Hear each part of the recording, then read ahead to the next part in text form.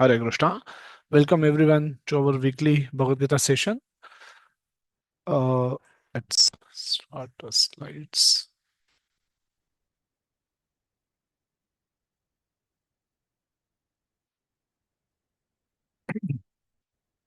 So the topic for you all can see the slides, right? Slides are visible. PPT. Yes, sir. Yes. Okay. So the topic for today's discussion is a beautiful verse from Bhagavad Gita third chapter, 27th verse, and we've taken the last part of that verse, Karta Hamiti Manyate, Ahankara Vimudhatma, Karta Hamiti Manyate, as the title for the today's session. So let's jump right into the topic for today. We'll try to analyze what it means. Let's take a look at where we are. We are on the battlefield, and Arjuna witnessed transformation, and all of us should hope to get similar transformation after studying Bhagavad Gita. So let's remain open to learn from Bhagavad Gita and apply in our life.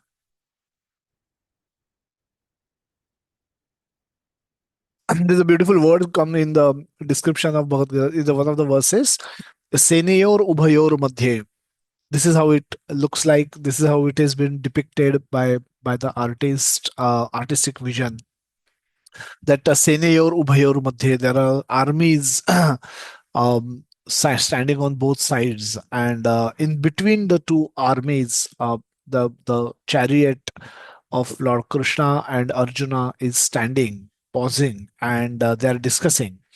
They're discussing about the philosophy. They're discussing. So the battlefield is not a very ideal place to discuss philosophy. Battlefield is where uh, action is required, attention is required, a lot of focus is required, your best of your equipments are required, everything is urgent, everything is important on battlefield, and one small dull moment can end your life. And the formidable warriors present from both sides makes this battlefield very important. And Arjuna just stops the whole process by asking Krishna to drive chariot in between two armies. Krishna took that chariot and stopped it in front of Bhishma and Drona. And looking at them, Arjuna starts having counter thoughts, having different kind of thoughts. And so then it was then Arjuna gave many reasons why he's not considering fighting this battle and winning this battle by at the cost of killing all these people is not so important.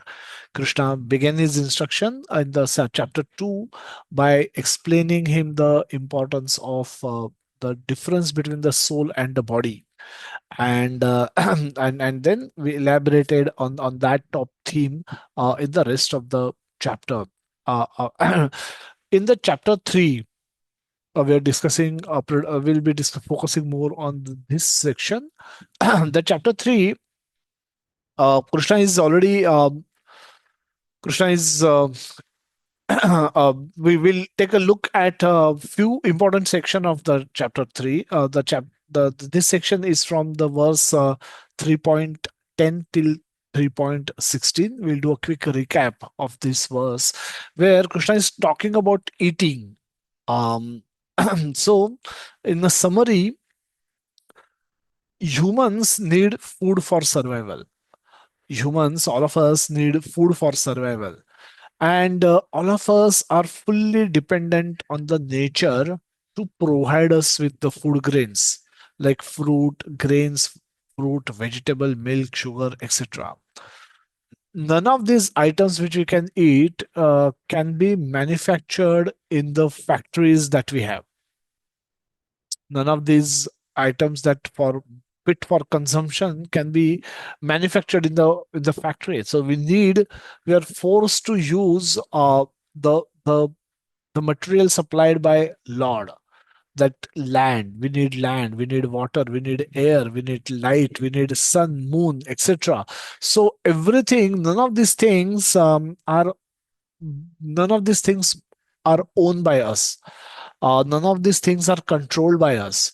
We don't own land. We just possess it for the time being. And whoever, have you ever, we have never heard that I owned so many acres of land, and after I left my body, the land also disappeared from the face of the earth. Land goes nowhere. People come and people go, but land remains, which means the existence of land is way beyond the people. The water, we discuss through the through the water cycle, how it is perfectly arranged. The oceans are mixed with salt so that water doesn't get decomposed.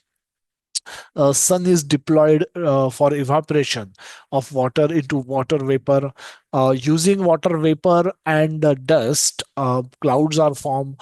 These clouds are moved thousands of miles across the sky, and then wherever the rain is to be given, sometimes the rain is given in form of water, sometimes the rain comes in form of ice, and is stored on the top of hills, top of mountains as a snow, and gradually it melts and provide water throughout the year to the people.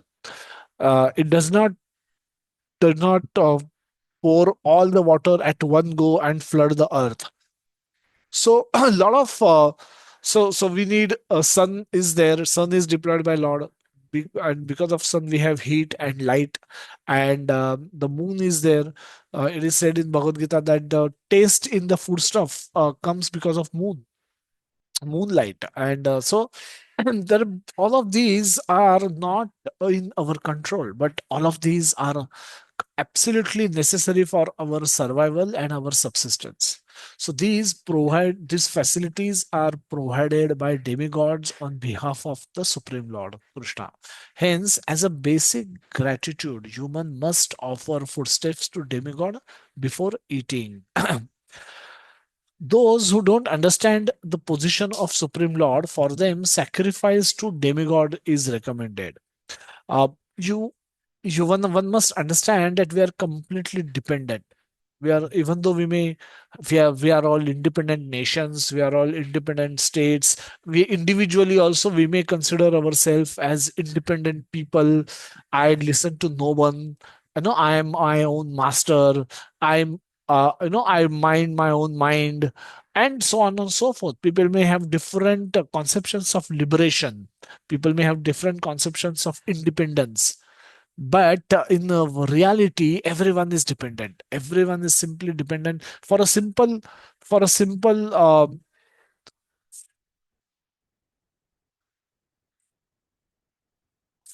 thing like food.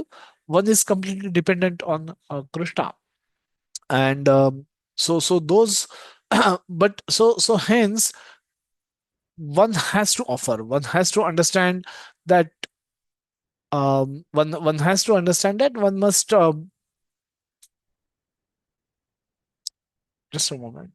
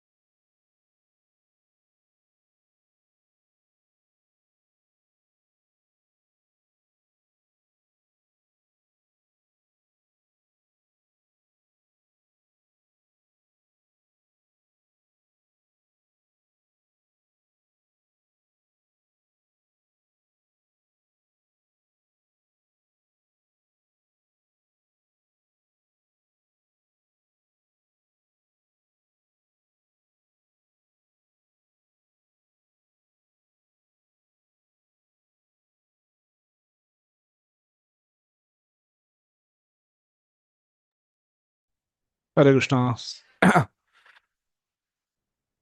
Sorry for the disturbance. So yeah, so those who don't understand the position of Supreme Lord, for them sacrifice to demigod is recommended, and for devotees, the offering to Lord Krishna is recommended. Why? Because he is the one who has created everything. He is the one under whose supervision the demigods are even acting. So if you offer the water to the root, all the demigods are considered to be the like the limbs of body of Supreme Lord. So once you offer the food to the root, every all parts of your body are getting they get the nourishment. So similarly, if you offer to the Supreme Lord, there is no obligation to offer it to anybody else. So the this is the whole process, and that's why devotees offer food, prepare food, sattvic food, using sattvic ingredients, and uh, and they offer it to Krishna, and then they accept it as prasad. So this food helps them keep them happy, healthy, and happy, and so that the body becomes fit for self-realization, leading ultimately for liberation from the immaterial struggle for existence.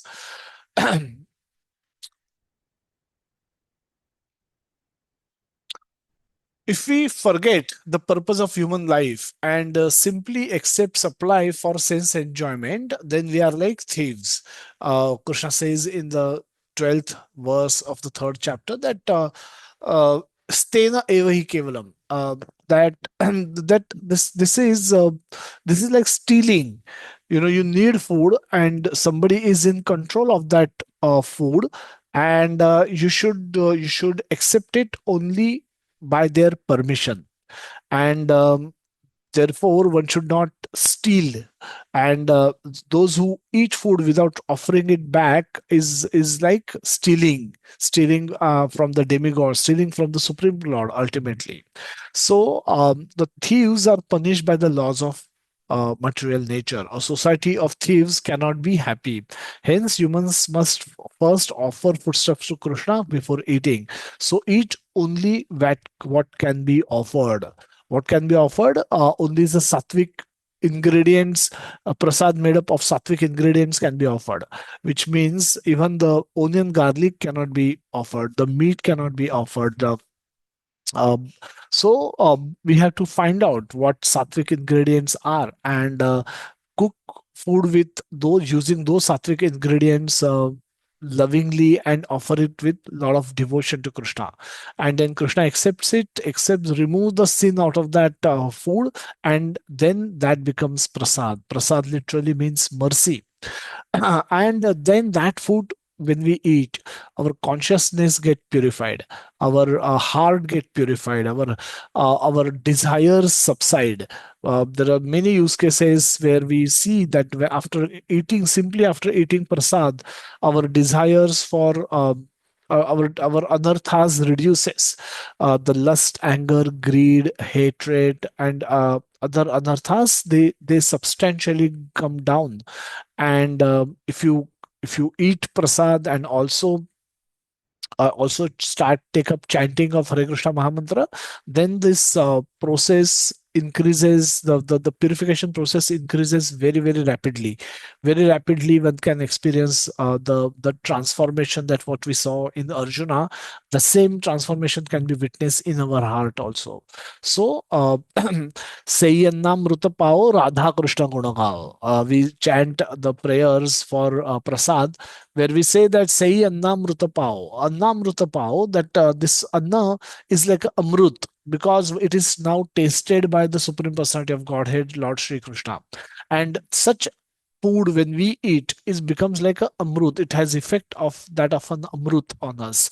It purifies our consciousness, it burns all our past karma, and it will help us get the nourishment also in the process. Sai annamrita pao and Radha Krishna Gunagao.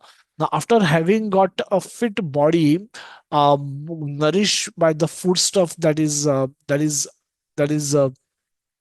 eaten, what you should do, you should Radha Krishna Gunagao. You should chant the glories of Radha and Krishna. You should chant Hare Krishna Mahamantra. You should study Bhagavad Gita. You should implement the teachings of Bhagavad Gita in our life, day-to-day life. You should take decisions using the options provided by Bhagavad Gita in our day-to-day life. And such uh, such Krishna conscious life, when one lives, then one is able to fulfill the purpose of one's life, of going back to Krishna. So, devotees of Lord are referred as Santa. They are in love with the Lord. They eat food only that is offered to Krishna. This offering of food to Krishna releases devotees from all kind of sins. Those who cook food for their own enjoyment, Krishna says, verily eat sin only. How can a person be happy who is a thief and who is sinful? So that is the condition of today's society. People are unwilling to offer it to anyone. People are leave alone Krishna. They are not even offering it to demigods. So people are generally cooking food for them their own pleasure. And whatever you do for your own pleasure, you are bound by those actions. And therefore, one is you are stealing, and second is you are eating sin. So a life filled with sin and stealing, how can such life be happy?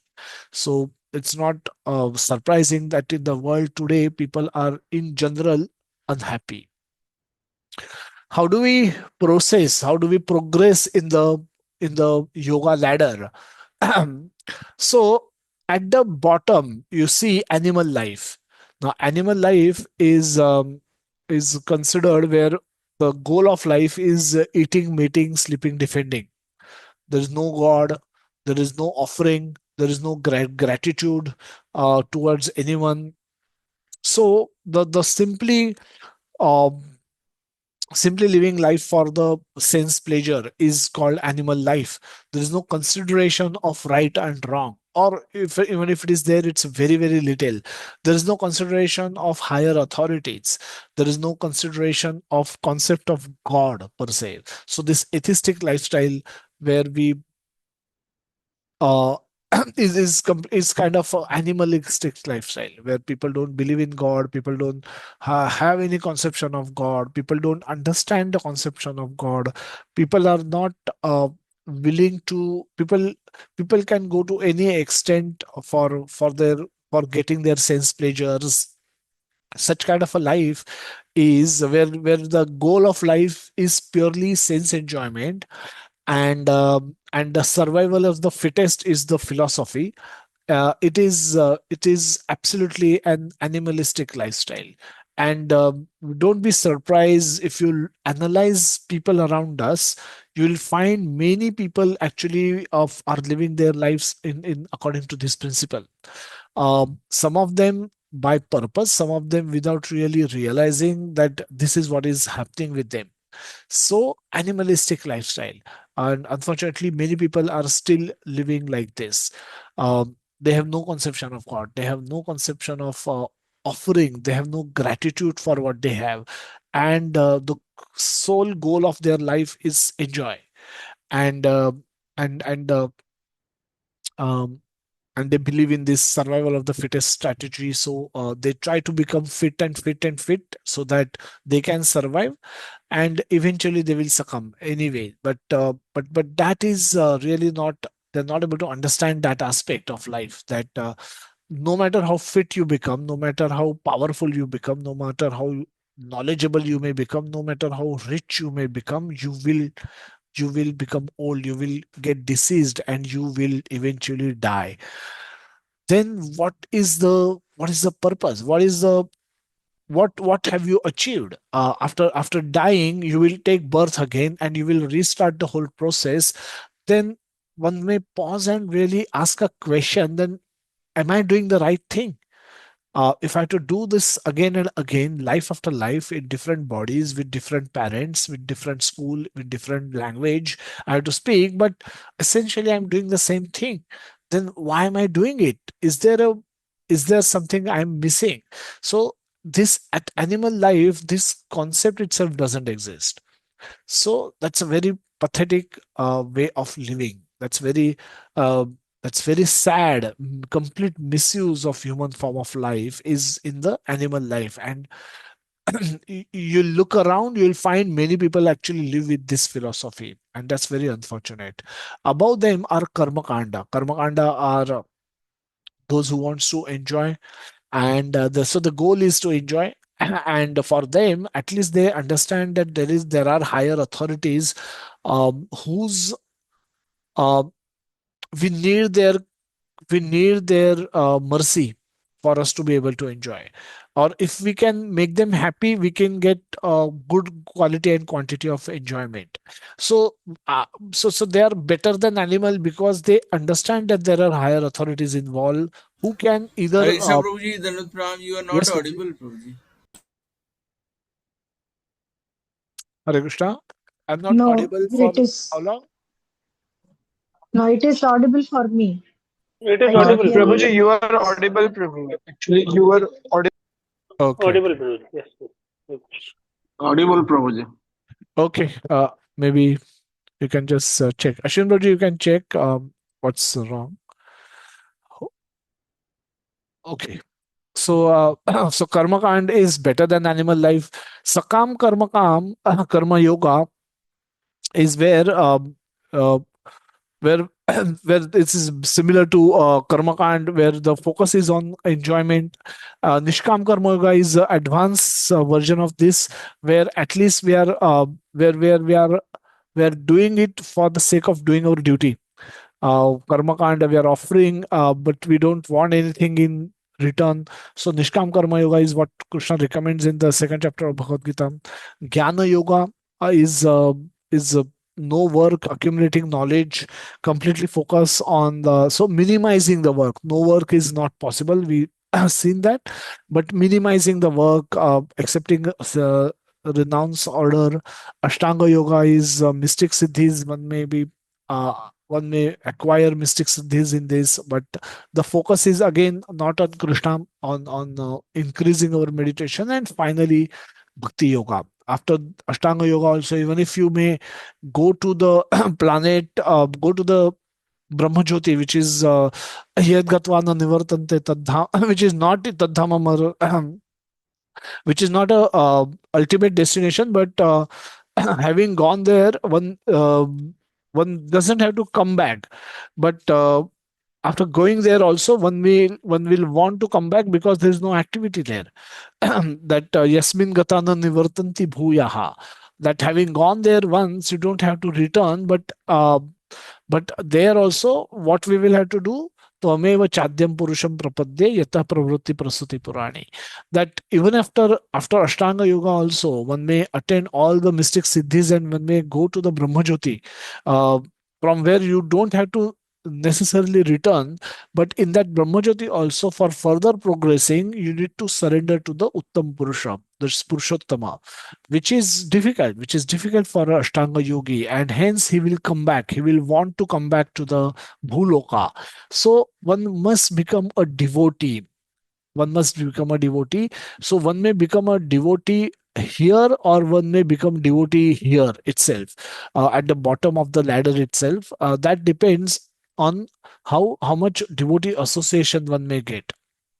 So this is a progressive ladder. This is an extended ladder. This is the longest possible ladder, and it's very difficult to complete this kind of a ladder. So this progression is extremely difficult, and this is where Krishna says that Bahunam Janmanam Ante, and Bahunam is not 1, 2, 3, 5, 10, but it can be millions and millions of birth that one may end up taking, and one may not still one may not be able to come to the Bhakti Yoga platform, and hence one may struggle perpetually in the material world. So this is not very extended yoga ladder is not a recommended process.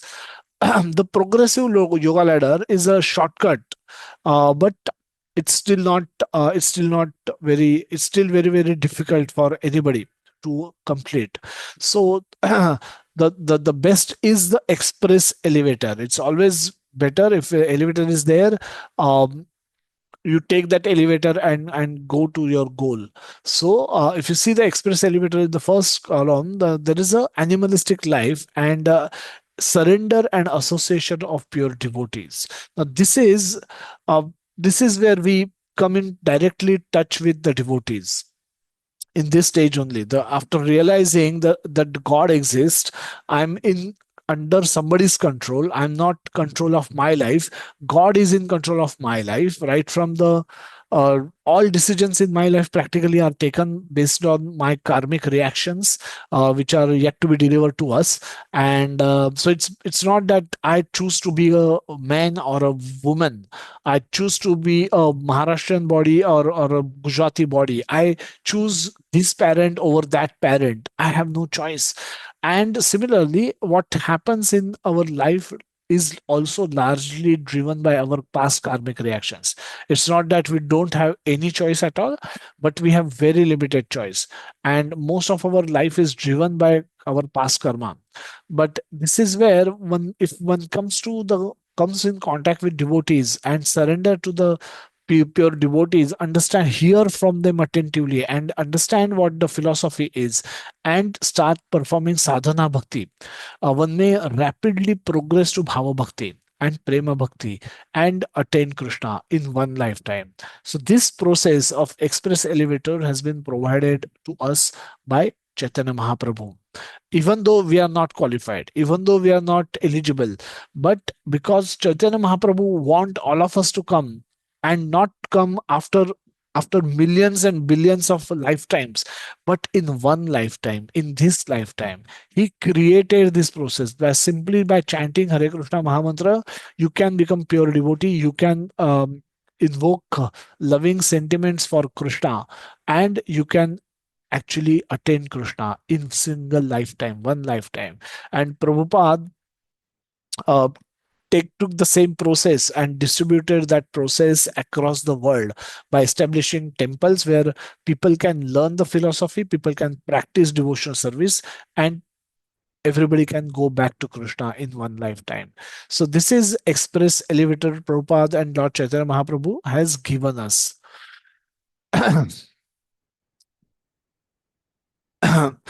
The Krishna thus has suggested that the working for Krishna without desire is the result. Karma yoga is better for Arjuna than premature renunciation of work. So renunciation is Krishna in the initial part of the chapter 3, where the Arjuna was still asking, should I renounce or should I fight? Krishna eliminates that option of renunciation. He said, you engage in the work. Karma yoga is better for you than premature renunciation. Now that Krishna is going to tell Arjuna that, but if you are not free from desires for results of action, then you should still perform actions with desire. See, one may desire, one may have, it's very difficult to get rid of desires, and it doesn't mean then if one is less less pure, one is not fully eligible, the one is not still one is not excluded from the tradition of bhakti. There is something provided to everyone, no matter what stage you are in. Even if you are in the animal lifestyle stage, you can, the moment you come in contact with devotees can engage you in some or the other way. So we are still much better than that stage. So we have definitely a lot to do. Devotees can offer us multiple ways in which they can engage us in the performance of devotional service. So here Arjuna, Krishna is actually telling Arjuna that if you're saying that you are not completely free from desires for material sense enjoyment, that's all right. Still perform devotional service, and you will continue to get what you deserve, and you can enjoy those. But by performing devotional service, your heart will get purified. Eventually you will become free from those desires also. So it doesn't mean you don't have to wait for becoming free from desires to start devotional service. You start devotional service today, right now, right here. And by doing this, you will continue to get what you want. you have some desires to fulfill, you will, even those, to the extent you deserve to get those things, you will get those things. But eventually, by continuous performance of devotional service, you will become free from those desires also. And that's how you will progress rapidly in the process, in the bhakti yoga. So by satisfying one's desires in the religious way, those who are attached can also be purified. So our ultimate objective is that we have to purify ourselves. We discussed this cycle of sacrifice in our previous session. Annad bhavati bhutani parjanyad anna sambhavah yajnad bhavati parjanyo yajnah karma samudbhavah. Karma brahmodbhavam vidhi brahma akshara samudbhavam tasmat sarva gatam brahma nityam yajna pratishtitam. That all living bodies subsist on food grains which are produced by rains. Rains are produced by the performance of yajna, sacrifice, and yajna is born out of prescribed duties. Regulated activities are prescribed in the Vedas, and Vedas are directly manifested from the Supreme Personality of Godhead. Consequently, all pervading transcendence is eternally situated in the act of sacrifice. The cycle of sacrifice, we discussed this. Uh, there's a prescribed actions, karma. Then these are Vedas give prescribed actions. These actions are nothing but sacrifices, and sacrifice basis the rain happens. A Parjanya happens basis the sacrifice. Because of the rain, the food grains get cultivated, and harvesting happens.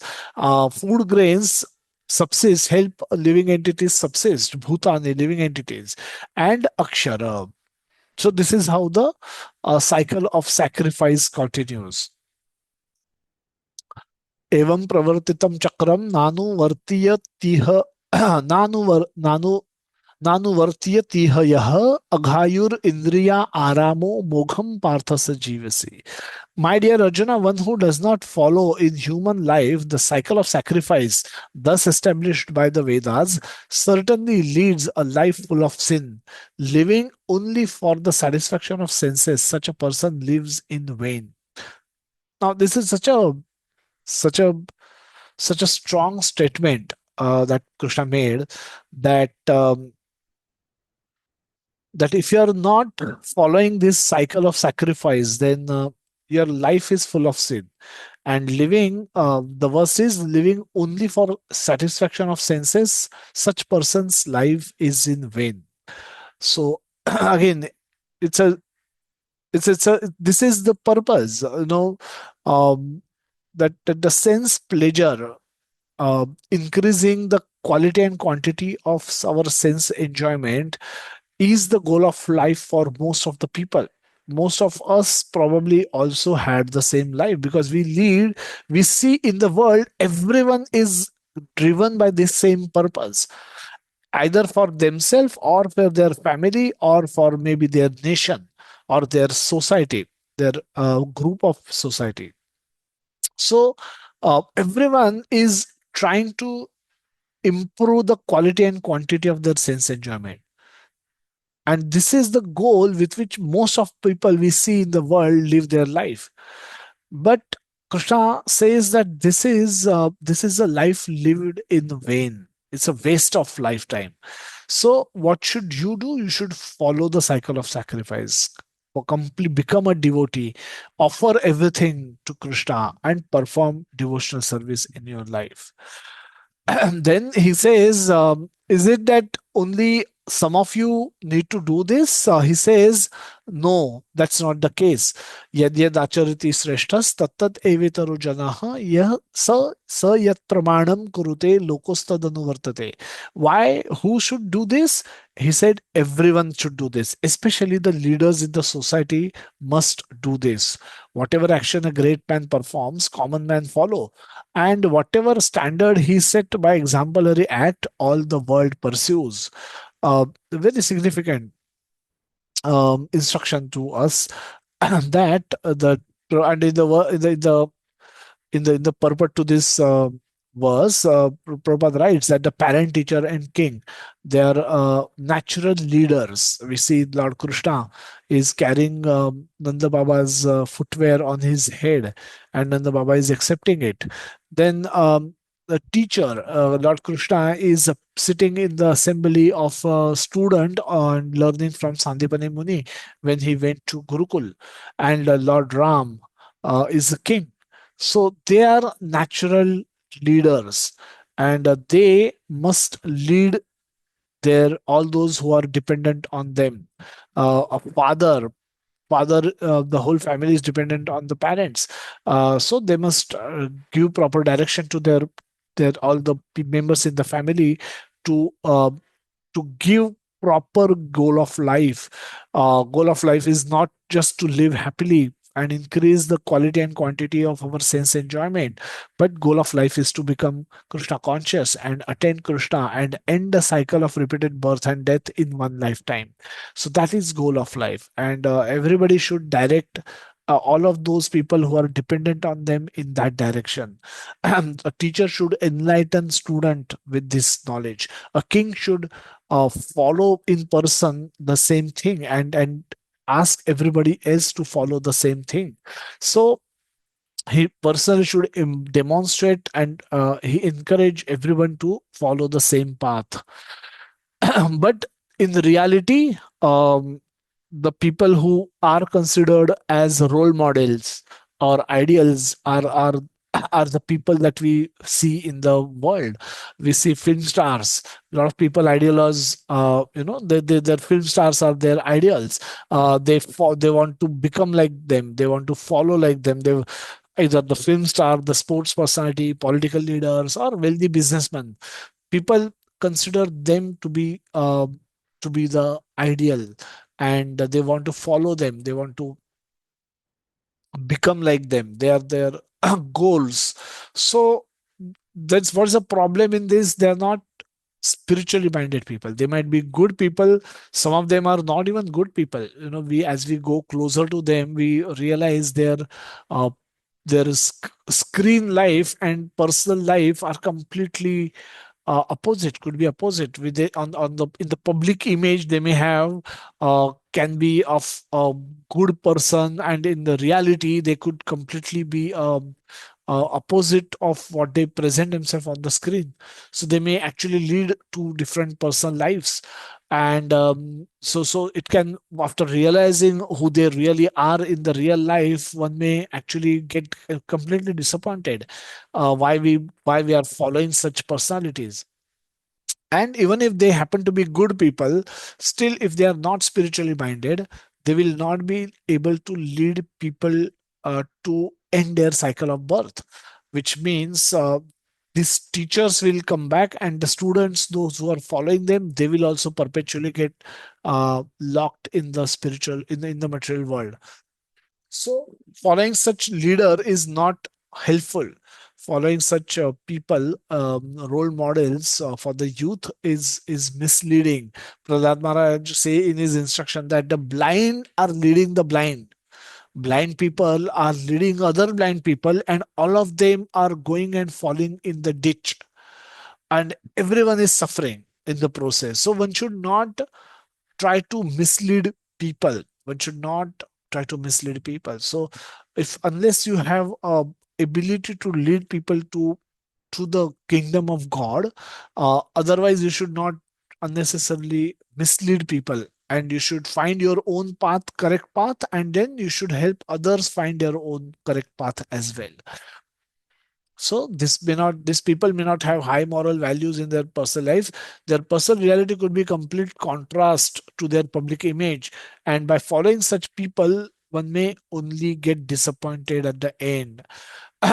In contrast to this is example of Srila Prabhupada, leading by example. Srila Prabhupada always radiating happiness and joy, which he was getting by loving Krishna. So he was constantly loving Krishna. He was constantly uh, talk, talking about Krishna. He was constantly chanting Krishna's name, and by that he was constantly getting happiness. And whatever he was getting, he was radiating it outside. So people were all of those people who came in contact with Prabhupada, they become happy. They became genuinely happy. Why? Because Prabhupada had happiness, a genuine happiness he had. What you have, you can give to somebody.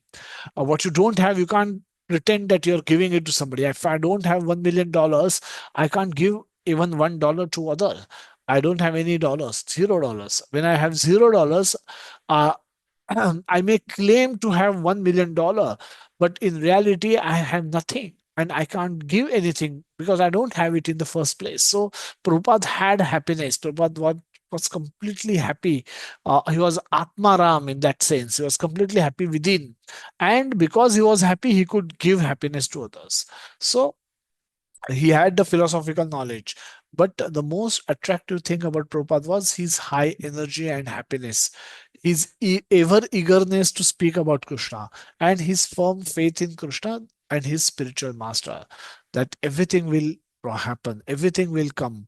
Uh, Only the time is separating. Time is separating me and from having hundreds of temples and thousands of devotees. So, and eventually that time he could realize all this.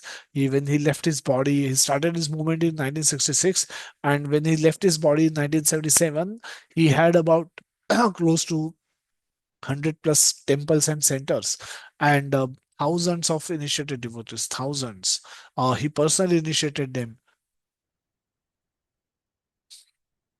and everybody, he traveled around the world for 14 times, uh, and reached Krishna consciousness as it is, without adulteration, without diluting it, without mixing it with other things. So give pure Krishna consciousness, and people accepted because of his purity, because of the purity of the message that was coming, and also because of the sufferings that people were experiencing in the material world, to realize that what the scripture is saying is true. And that's how they accepted this alternative that was presented by Srila Prabhupada in form of Bhagavad Gita, Srimad Bhagavatam, and devotional service. So, so Krishna says further that Name parthasti kartavyam trishu lokeshu kinchinam nan nanavap nanavaptama nanavapta mavaptamvyam varta eva cha karmani. That, O son of Pritha, there is no work prescribed for me within all the three planetary systems, nor am I in want of anything, nor have I a need, nor have I a need to obtain anything, and yet I am engaged in prescribed duties. Because Krishna says that if I ever fail to engage in carefully performing prescribed duties, O Pratha, certainly all men would follow my path. मम वर्तनमा अनुवर्तन्ते मनुष्या पार्थ सर्वशः. यदि so this is again a beautiful set of verse where Krishna is saying there is no work prescribed for me in the three lokas, in the upper and the bhuloka and the lower planetary systems. There is no work prescribed for me. Uh,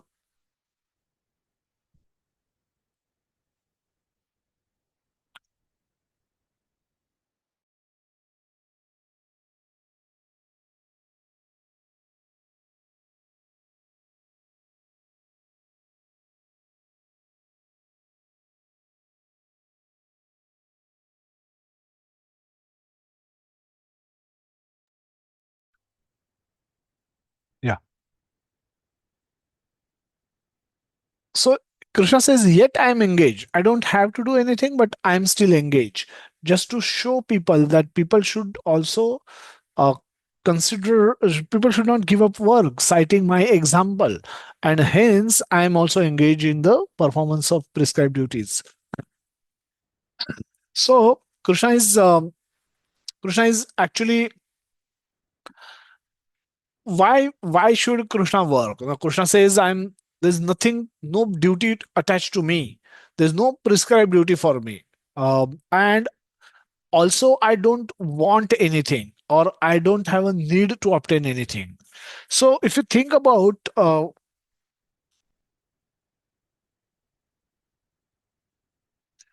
if you think about why anyone act at all, um, one may act because if one may be duty bound to do something, and or one may act because they are in need or want of something. So Krishna says, I have nothing like this, but still I'm working. So this is we'll discuss this in the while discussing fourth chapter. Krishna uh, Krishna is happy with himself, within himself. He is Atmaram. And in order to express his happiness, uh, he acts. His action is more to express his happiness. And so he performs Leela. Whatever action that he's doing is called his Leela, or pastime. And he performs those pastime to teach message, to teach us, attract our attention, and to teach us what to do, how to do. Now, not all Leelas are to be copied. The instructions need to be copied for followed, but his Leelas are not to be copied. Now, all the actions that Krishna performed, sometimes he was following the rules and regulation, and sometimes he was breaking the rules and regulation. And that is possible for Krishna because he is beyond the rules of, beyond all of those rules and regulations. It's like a king. When king someday decide to pay a visit to the jail in his kingdom, and when king comes to jail as a want to visit the jail, want to visit the jail in his kingdom, he might be in kingdom, he might be in the jail, and so are the other criminals who are serving their sentences. Both of them could be in jail. Now, both are not equal. King has come by his own wish, by his own will, and king. So none of the rules of the jail are binding on the king. King may choose to follow some of those rules, and king may choose not to follow some of those rules. For example, if the all the prisoners are having prayers, king may choose to join them for those prayers. Now all the prisoners are also made to work hard in the sun. King may not choose not to do those things. Those are prescribed for the criminals or the prisoners over there. So at during prayer time, you may find king available, present along with everyone, and during that hard work time, king may choose to rest and or have a meeting with the jail superintendent, taking stock review of all the rules and regulations and the facilities provided in the jail, and taking a look at the list of those prisoners who is going to be how just somehow then going to speak with them to encourage them to become good citizens. So a king may do many things. King may not do some things, but he's at complete liberty to do whatever he wants to do. So even if the moment, so he's coming to the jail and going out of jail, both are not both are dependent on his free will. Similarly, when Krishna comes to the material world, he come by his own free will. He chooses to come, he decides to come, uh, because he wants to attract all the living entities who are rotting in this jail. He comes to the jail, he performs some pastimes, and thereby he catch attention of some of those living entities who become his devotees, and who become who reform their lifestyle, and in become his devotee, and go back to Krishna, get out of this jail permanently. So that is the whole program of Krishna, and for which he come. So, but he per se does not have to do anything, but he's still carefully performing his prescribed duties, O Pratha. Certainly, because all men would follow my path.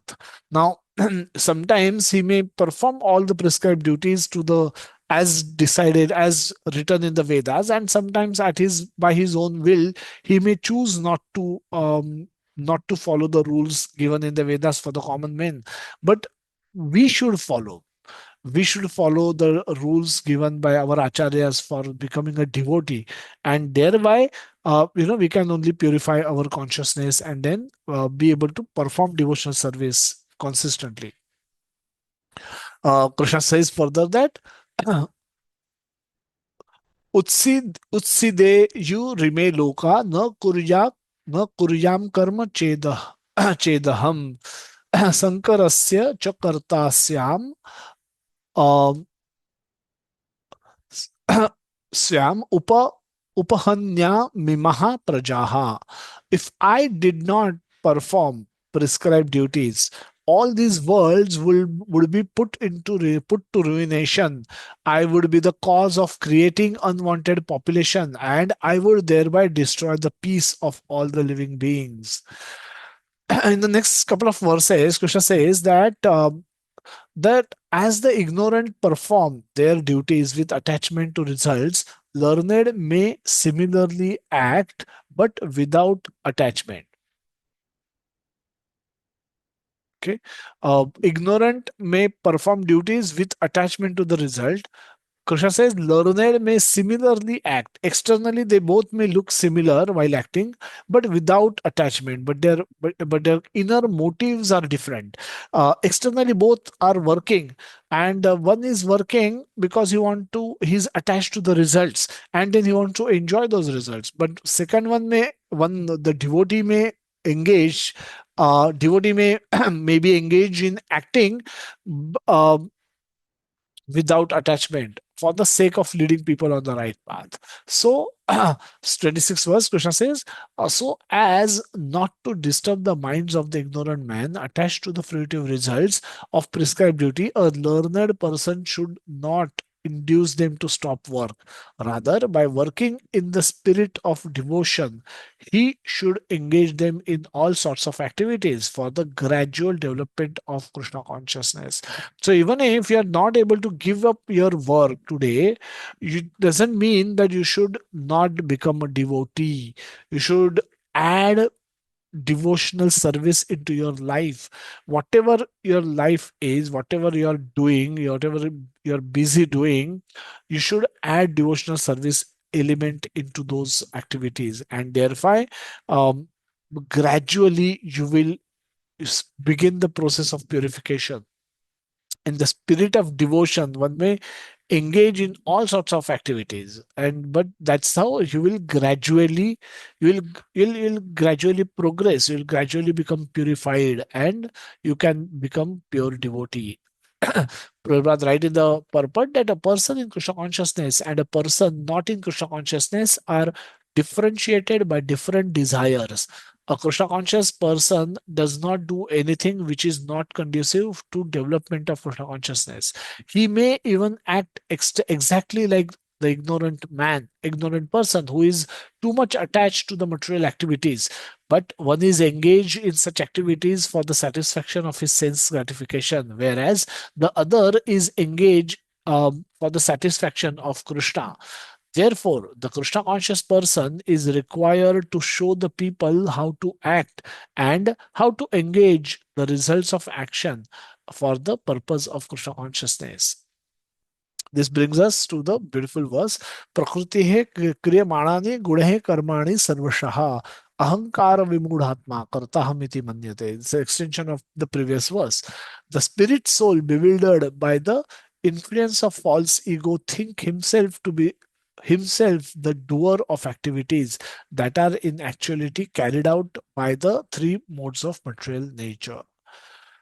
Now, here we're talking about the first person, the person, not the person in Krishna consciousness, but the person who is attached, ignorant person who is too much attached to the material activities, and he's but So that person, how is his conception of how does he perceive things? Now he think himself to be the doer. He him think prakriti kriyamanani gune karmani sarvashaha.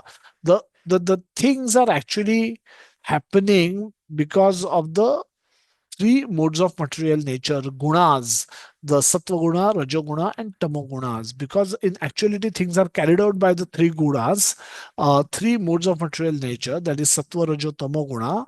But not knowing this, a soul think of himself to be the doer. Now, doer of the activity, a doer of the activities which are in actuality or in reality being carried out by the three modes of material nature. Now, what is this? So we'll go to that. We'll take a look at the purport and then we will check. We will see the um, what do you really mean by those gunas or the modes of three modes of material nature. Prabhupada writes in the purport of 27th verse that two persons, one in Krishna consciousness and the other in material consciousness, working on the same level may appear to be working on the same platform, but there is a wide gulf of difference in their respective positions. The person in material consciousness is convinced by false ego that he is the doer of everything. He does not know that the mechanisms of the body to produce by of the body is mechanism of the body is produced by the material nature, which work under the supervision of the Supreme Lord. The materialistic person has no knowledge that ultimately he is under the control of Krishna. The person in false ego takes all credit for doing everything independently, and that is the symptom of his nescience or foolishness.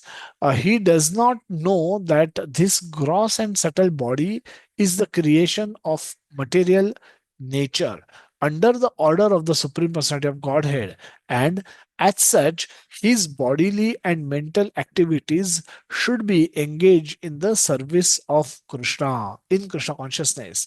The ignorant man forgets that the Supreme Personality of Godhead is known as Rishikesha, or the master of the senses of the material body, or for due to his strong, long misuse of the senses in the sense gratification, he is factually bewildered by the false ego, which makes him forget his eternal relationship with Krishna.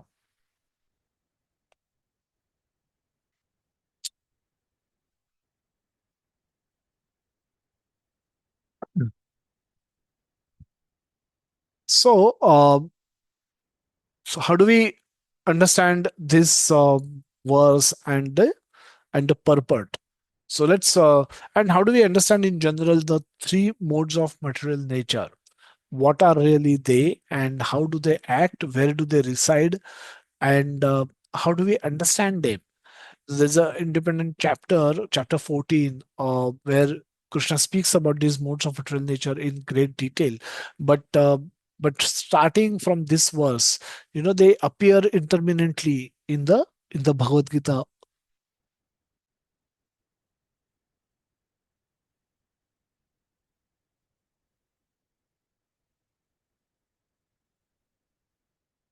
Yeah. Though, so Prabhupada is differentiating one who one who is Krishna conscious, one who is obviously not Krishna conscious. And a person who is not Krishna conscious, he believes himself to be the doer of all the activities, that is, whatever he is doing. And because he considers himself to be the doer, he is affected by the false ego. That he is the doer, and when things don't happen according to his desires, he considers himself to be the one should be blamed. So he accept, try to accept, steal away all the all the credit, and then he also gets all the blame. But because Prabhupada called that he is ignorant, he does not understand this whole body and mind using which he is acting is been created under the direction of Supreme Personality of Godhead, Lord Krishna. And because it's created by him, It should be ideally engaged in his service. And because we don't want to do that, and then we are using this body and mind for our own sense gratification, and thereby that is causing us the great disturbance.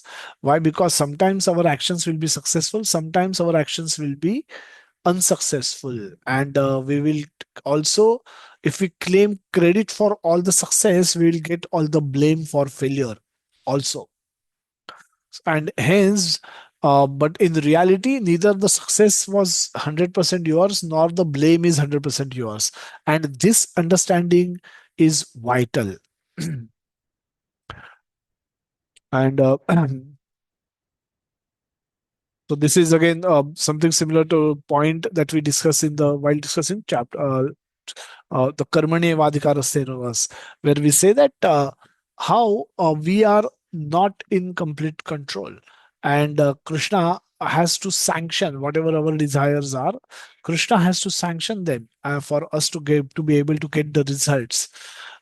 Imagine a batsman. Imagine a batsman who is batting in whatever World Cup, IPL, and he has to score. He has to hit a sixer to claim the victory, and and he has a desire.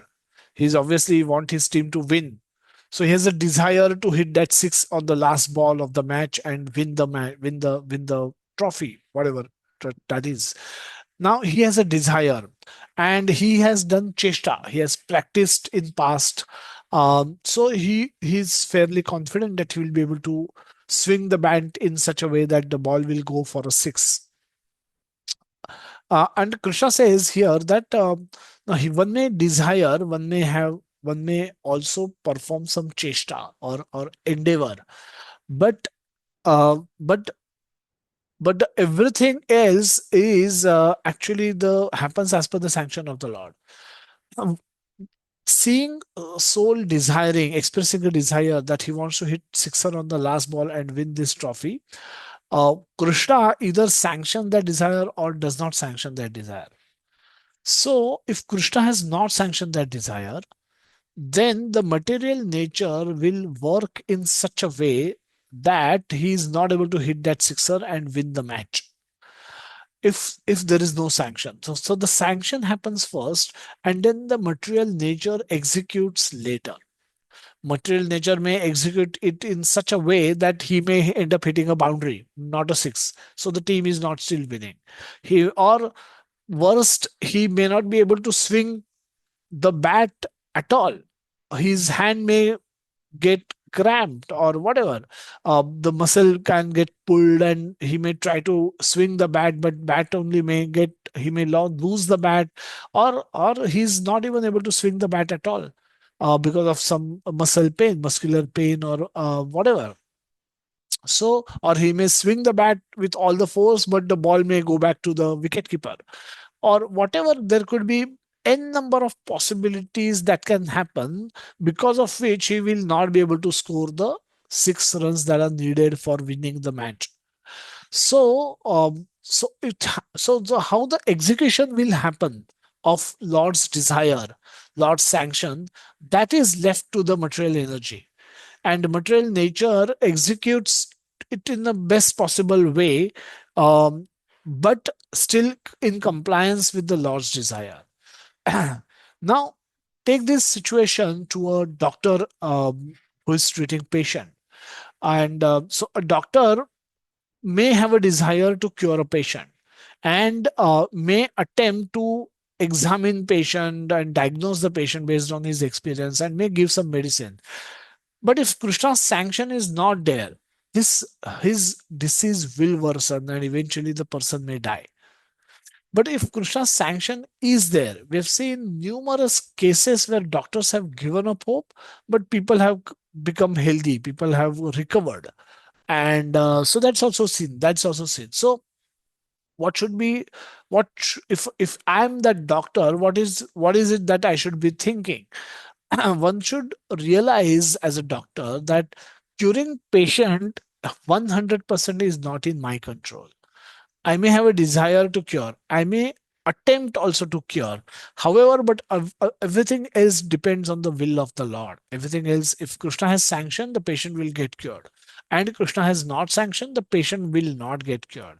So I neither I should take full credit for curing a patient, nor I should get full blame for killing a patient. So I am neither fully curing or neither I am killing the patient. I'm neither I'm curing nor I'm killing the patient.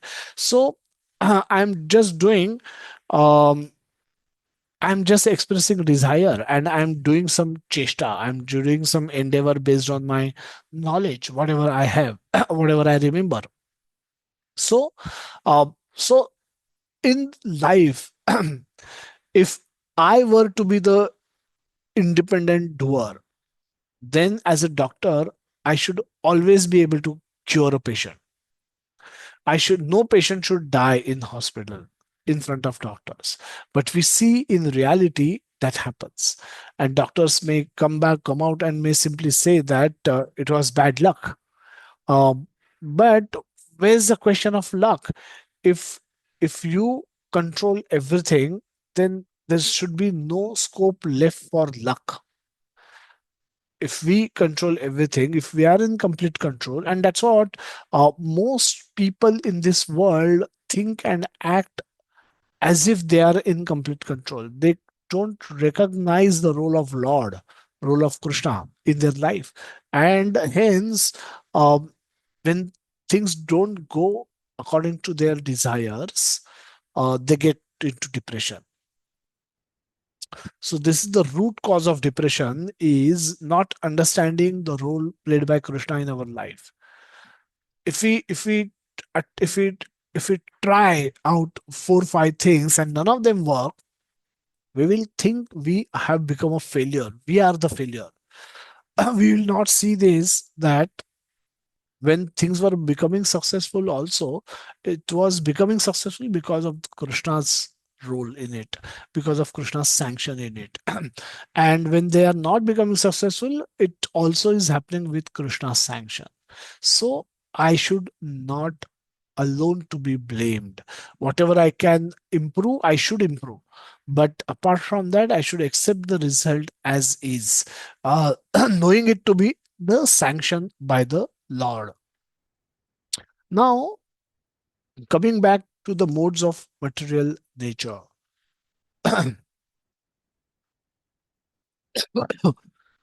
Now,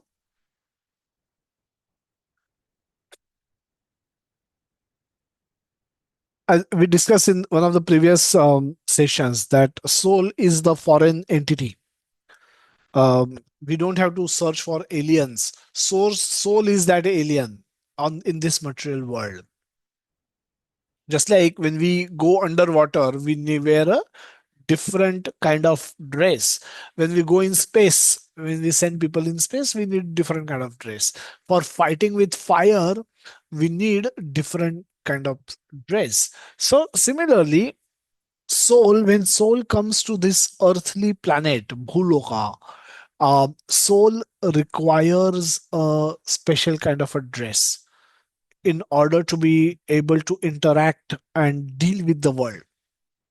So soul is given a covering. A soul is given a covering that of a subtle body which comprises of mind, intelligence, and ego, false ego. So the soul has eyes, soul has ears, soul can see, soul can hear, and soul has a spiritual body.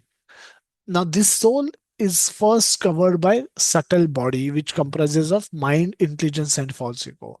And these two bodies together are covered by gross body, which is made up of earth, water, fire, air, ether. Now, what we see in our selfie or in our picture or in the mirror is our gross body. We are not able to see the subtle body. Subtle body implies the subtle world implies that it is not visible, and subtle body, is subtler than the gross body, therefore it's not visible to the common eye. And soul is subtler even than the subtle body. Soul is even pure, even fine than the subtle body. So soul is also therefore not visible. The characteristics of soul are eternity, knowledge, and bliss. So this is where the soul is. This is how the now the soul um is given. Soul has a body. Um, sorry, I was not sharing the screen, I believe.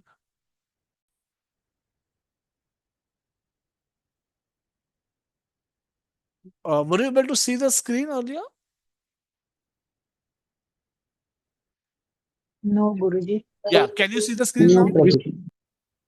Yes, we can see. Yes. Okay, okay. So this is the screen that we spoke about, that we need different kind of body to deal. While if we when we go to space, we need a different kind of body. In what underwater, we need a different body, and while dealing with fire, we need a certain different type of body. Similarly, soul requires body, because soul is the alien who has come on this planet, and when soul wants to come to this planet and do act in this world, soul also needs a kind of a body, special body, and that body is provided by way of coverings, different coverings that soul will have. The first covering will that be of a subtle body, and the word subtle means it's invisible, it's not cannot be measured, cannot be seen, and this comprises of mind, intelligence, and false ego. And the soul and subtle body are covered by externally gross body, which is made up of earth, water, fire, air, and ether. Now soul has desire, soul has eyes, ears, and similarly soul has his own mind as well. Soul can think, a soul can express a desire, soul can accept samskaras. If all the samskaras happen to the soul. um, uh, so soul has a desire. When soul has a desire, soul expresses a desire. uh, is like a light bulb radiating light outside. And when the desire goes outside, it's first caught by the mind. Mind is in direct connection with the soul. Mind is like a software. Mind and intelligence are like softwares, which soul uses to interact with the world outside. Now a soul may have a desire to see something nice, lush green forest one may want to see. Now, having uh, having caught hold of this desire of seeing a lush green beautiful forest, mind then you know work with five senses, the eyes, ear, and the intelligence, to find out such a place where my soul can experience the lush green forest. And then either the body will take body will go there, or you will turn your eyes in the direction where you are able to see that lush green forest. So, soul is expressing desire, mind is catching that desire and translating it into an action plan or project, and the material nature is executing it with the help of external body, the gross body. And then eyes see, and through eyes, the input comes to the mind, and that input is then perceived by the soul. So soul cannot see through the material eyes. Our eyes, whatever they are seeing, if we happen to see a beautiful picture of forest, a lush green forest, then that forest, that picture is actually seen by my external eyes, and that input is sent to the mind, and then on the screen of mind, this image is displayed, and the soul is viewing that image, and then soul gets the satisfaction or the dissatisfaction, as the case might be. So this is how soul is functioning. Now, our mind is a very complex organ, and mind contains many things, and some of the things that exist in our mind are modes of material nature: sattva guna, rajoguna, and tamoguna. Now, what are these modes? Just like in a computer system or in your nowadays mobile phones also, we have AI who tries to understand what we are trying to do and help us by giving prompts. Now, um, so they have some so in our computer also, or in our mobile, there are some default settings or pop-ups basis our frequent use. Now, what AI does is simply they're monitoring your use. For example, if you have been a if you have done a lot of search on Goa means where is what to eat in Goa, where to stay in Goa, what are the activities to be done in Goa, how to go to Goa, or how to go by road to Goa, how to go by ship to Goa, how to fly to Goa, how to return from Goa, which is the shortest route to Goa, and so on and so forth. So one has done a lot of research on Goa. So one has typed GOA multiple times, and the computer system AI remembers that. Now you having attended say, Bhagavad Gita class. Now you want to go and search on God, who God is, and you're typing GO. And the moment you type GO, because of your past indulgences, the computer system assumes that you are again doing another search for on Goa, and then then the autocomplete will actually complete GOA as Goa, even though you don't want to search on Goa. Now you want to search on God, but because of those historical usage, computer system will assume that you are again searching for Goa. You're doing a new search on Goa, and therefore it will try to complete that sentence by typing GOA and completing the sentence as Goa. So the modes are like these default settings which exist, which get try to autocomplete things on our behalf. And so they get activated as soon as we start our computer system. It's not that modes are programs that have to be installed or have to be activated. They are activated as soon as we switch on our computer system. They are activated. Similarly, modes of material nature are activated inside our mind. They are always active inside our mind, and as long as we have a mind, and we will always have our mind, the modes will also get triggered. Okay, these settings comes due to our previous behaviors, engagements, and these programs or websites such as, so the modes are determined by our past actions, indulgences, thoughts, association, culture, food we eat, etc. from the past life and the current one. So whatever we have done repeatedly in past, our mind programmed that as if we've always want to do those things. Mind assumes that those are the things which you enjoy doing, so given an opportunity you will always try to do those things. Okay, so the so so this is how the modes get triggered in our life. The moment a desire comes, the modes take hold of that desire. When we say that desire is caught by the mind, but actually they are caught by the desires, the modes of material which are active inside our mind. They are also active inside our mind. So whichever mode is active, that mode will catch that desire and will try to fulfill the same.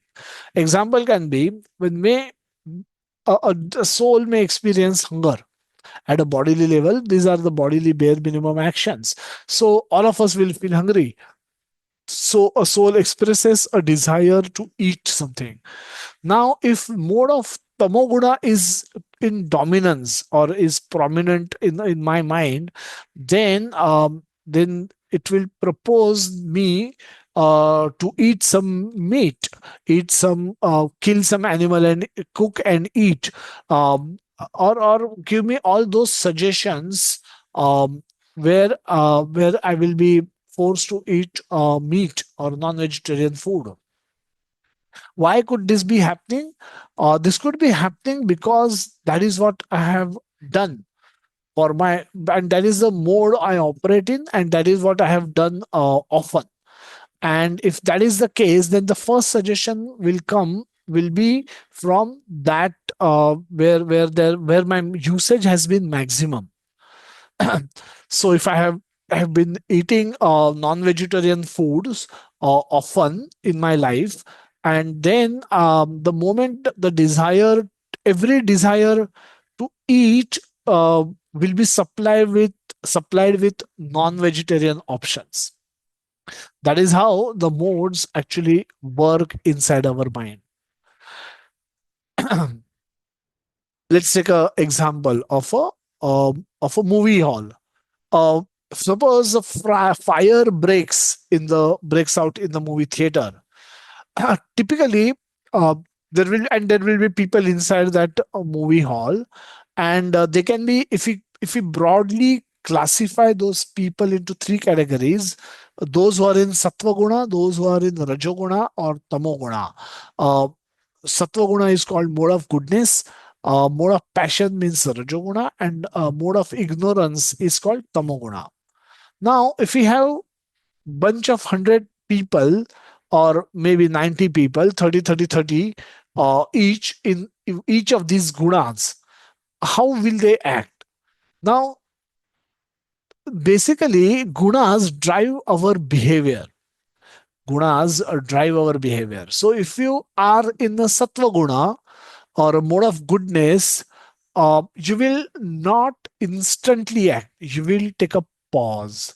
You will try to assess the situation. You will realize that the fire has broken out. And then what you need is a fire extinguisher. And you need to help people around, possibly. And to save yourself and save as many people as possible from getting killed. So a sattva guni person will pause, and all these thoughts will cross his mind, and then he may act decisively. He may go look up for that fire extinguisher. He may help people come through staircase route so that they can exit as fast as possible, or he may do any of these actions, constructive actions. So there is a contemplation, and there is a constructive action followed by the contemplation. uh, so this is what a sattva person will respond. This is how he will respond in this kind of a situation. A tamoguni person, mode of passion, you you will immediately start running towards the nearest exit that you will see. And if need be, you will trample over the people also, in in order for you to be able to reach that exit faster, staircase faster. So you will walk over the people also. You will not mind trampling some people under your feet also, because you are such a desperate need to act that you forget what are you doing, and you are just trying to do things instantly without really thinking. So propensity to act without much thinking is the indication of mode of passion. Mode of ignorance is, the person may look similar to mode of uh, mode of goodness. He may also pause. He may be, but he's not pausing to contemplate, to think, assess the situation. He's pausing because he's confused in the situation. He just doesn't know what to do. Now, a tamoguni person will see the rajoguni persons are running, and few sattvic persons are thinking about what best thing to do. But seeing the group, majority of the people will be in tamogun, and hence they will, or rajogun, and hence in most probability they will start running hither and thither. They will start running left, right, center. And Tamoguri person is most likely to follow those people. So, the propensity is neither to think nor to act. neither to think. It does not have much, ability to think and assess and contemplate and do everything. But uh, but he will act. He may such a person may pause out of confusion and may act as per the majority. Whatever the majority is doing, he may simply try to follow those things. So this is how broadly modes affect our behavior. Do one more activity. One may be looking at one may three passengers are traveling in a bus, for example, and all of them are three people are sitting near the window, at the window, and looking out of the window, and all of them happen to see this beautiful lush green forest. Okay. Now the three people, if they are in three different modes of material nature, sattva gun, rajogun, tamogun, the sattva person um, will be always engaged in sattvic activities. So if he's traveling by bus, he might be carrying a book. He might be carrying a book, and he might be trying to read a book and relish that book. But because the route, because of the twist and turns and speed breaker, he might be struggling to read book properly inside a bus. So by seeing this forest outside, a thought will come to this person's mind that, oh, such a beautiful forest, such a beautiful weather. Uh, it will be wonderful if I can get a chance to go out there, sit underneath a tree, beautiful tree, and read this beautiful book and contemplate and enjoy and relish this book, reading of this book. It would be so nice. Instead of bus, I can go there and then just relish this whole setting. This is what a sattva person will think about. A rajoguni person, by seeing the who is sitting just behind the sattvic person, but seeing the same forest, a Rajoguni person may remember a scene from the latest movie that he might have had watched, where he would have seen the lead hero and heroine. They are singing and dancing on the some various on the different tunes um, inside this forest, and they are kind of enjoying and uh, try to try to uh, try to sing and dance in the forest sequence. And now, remember seeing this forest from his window, a Rajoguni person will develop that kind of a desire, and Tamoguni person who is attached to oversleep or attached to sleeping always will must be struggling to sleep in the bus because of the twists and turns and long distance that they have to travel and the speed breaker, etc., etc. But for various reasons he must be struggling to sleep inside the bus. So what, he may see the same scene from another window and may think about going there and sleeping nicely because the nice beautiful weather, not so much of heat, not so much of sun. So it would be so wonderful if I can go and sleep underneath that tree. So three people, again giving three different perspectives. A person in Satvaguna thinking about reading a book by visiting that forest. A person in Tamoguna is thinking about sleeping in that forest, and person in Rajoguna is thinking about going and dancing with one of the beautiful girl in that bus in that forest. So the same setting, different behavioral patterns that we can observe depending on the which guna we must be in. What do we? How do we? What do we now? We know that modes exist. Modes exist, and we can't just wish them away because of our frequent indulgences, uh, modes, it's like by regularly walking, there are in the woods or in jungles, some pathways gets created. Modes of material nature are like those pathways which get created inside our mind, which tell our mind that whenever I have to go in this direction, this pathway I will use. For doing this, I will always use this pathway, and so that way, these modes kind of create those default settings inside our mind, that the moment a situation comes, instantaneously mind apply that instant solution to that problem. That may not be the solution that we may be today looking for, but mind tends to do that, and because of the mode of material nature in which we operate. Now, chapter 14 will also tell us that these modes are dynamic. These modes, they fight with each other for dominance. Can you believe? These modes are fighting with each other for dominance, uh, and they are very dynamic. So they can increase, they can decrease very easily, and they can be, one has to work on it, but it's not impossible to alter the modes of material nature. So how do we do with these modes? The modes exist and will continue to influence or interfere in our life. To a certain extent, they are unavoidable and unchangeable in the very, very short term.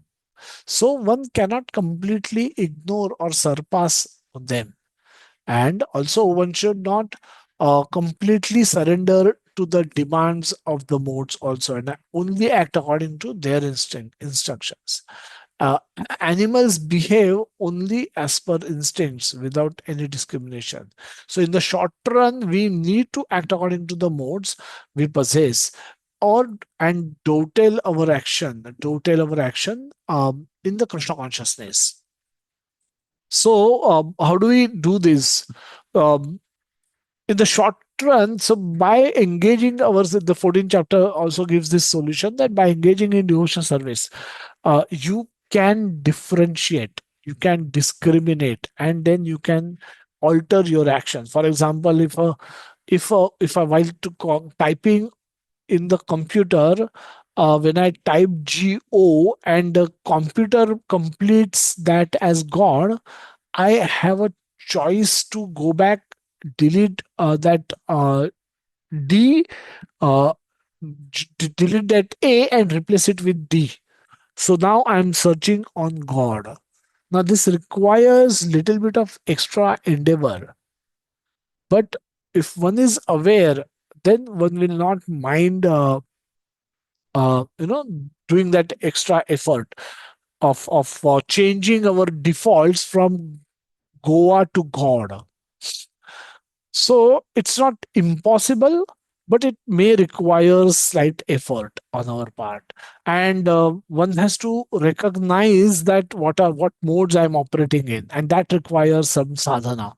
So if you're chanting of Hare Krishna Mahamantra regularly, if you're listening to Bhagavad Gita regularly, then you will learn a lot about these modes of material nature, which are inside our mind, and we'll also not only know who they are and how they are influencing my decision, but we will also be able to alter those modes and to suit our department, to suit whatever we have to do.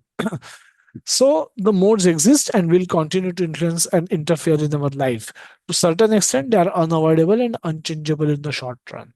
So one cannot completely ignore or surpass them. And also one should not completely surrender to their demands and to only act according to their instructions. Animals behave as per instinct without discrimination. So in the short run, we need to act according to the modes, but in the by performance of devotional service, we have to alter those modes also. So what could be the correct answer for this question? So the question is, what is the capital of India? And the options we have are Kathmandu, London, and Washington. Now, Kathmandu, the actual answer, all three of them are wrong choices. So, Kathmandu could be nearest to Navi Delhi when compared with London and Washington. Nearest to the Navi Delhi is Kathmandu as in terms of distance, but as especially when we compare it with London and Washington. But checking ticking Kathmandu is not going to give me marks for this question just because it is near to Navi Delhi.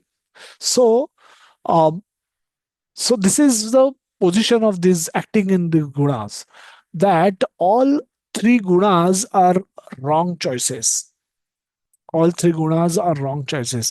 Now, Rajoguna is better than Tamoguna, or mode of passion is better than mode of ignorance. And mode of goodness or Sattva Guna is better than mode of passion. That is true. However, all the three are are performance of actions for the satisfaction of the self. All the three gunas are performance of indicative of performance of actions for the satisfaction of the self. So whichever mode we act in, our action will produce a fruit, and that fruit is the one um, who will keep us bind in the cycle of repeated death and repeated birth. So we should act according to our modes and direct our actions in the service of Krishna, process for purification. So if Kshatriya likes to manage, administer, he can engage in those services for Krishna, for the service of Krishna. So do those activities, but do it for Krishna. By doing that, you are not acting against the natural instincts that you have, but you are still dotating your actions for the service of Krishna. By doing this, we will remain internally happy and externally effective because we will be able to execute our work properly. So sometimes, by performing duties like this, we can become better devotees than quitting work and becoming a full-time devotee. So by doing this simply also we can become pure devotees of Lord. To summarize, we are completely dependent on Lord Krishna for our survival and subsistence in this world. Hence, the process of offering was established by Lord Krishna himself. This process of offering is basically expression of our gratitude, and which is a basic gesture we can do to show Lord that we are in acknowledgement of the mercy of His mercy, merciful nature that we have. So, so hence, uh, offering is a by offering we show to Krishna that we recognize his role in our life and how much grateful we are to him. By offering, we show our gratitude towards Krishna. Our bodily actions are also performed with the sanction of the Lord. Entire material nature works under the uh, works either in our favor or against our favor, basis the sanction of the Lord. So if Krishna has sanctioned our desire, the whole world, universe will function uh, as if were to satisfy our desire. But if that sanction is not there, the world will create such a situation that our sanction will not be heard of. And in both ways, the everything depends on the sanction of the Lord, not our desire. So basis our desire and Lord's sanction. If Lord's sanction is there, then we may we may have everything going in our favor, and as if we may appear to be the doer of things. A person may end up hitting a sixer on the last ball and run towards the dressing room, raising his bat without thanking Krishna, claiming all the credit for himself, saying that I did this, I did this, I did this, and forgetting role played by Krishna. So this is where we goof up. And Krishna says, Ahankara Vimudhatma Karta Aham iti Manyate.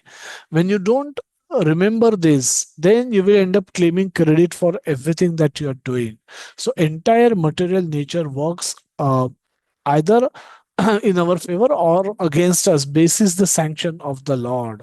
And knowing this, we should never consider ourselves as the doer of anything and never try to take credit for that as well. Rather, we should give all credit to Lord Krishna. And this is how we can always remain humble in life and will be able to perform devotional service to attain Krishna in one lifetime. So this is what we basically discuss.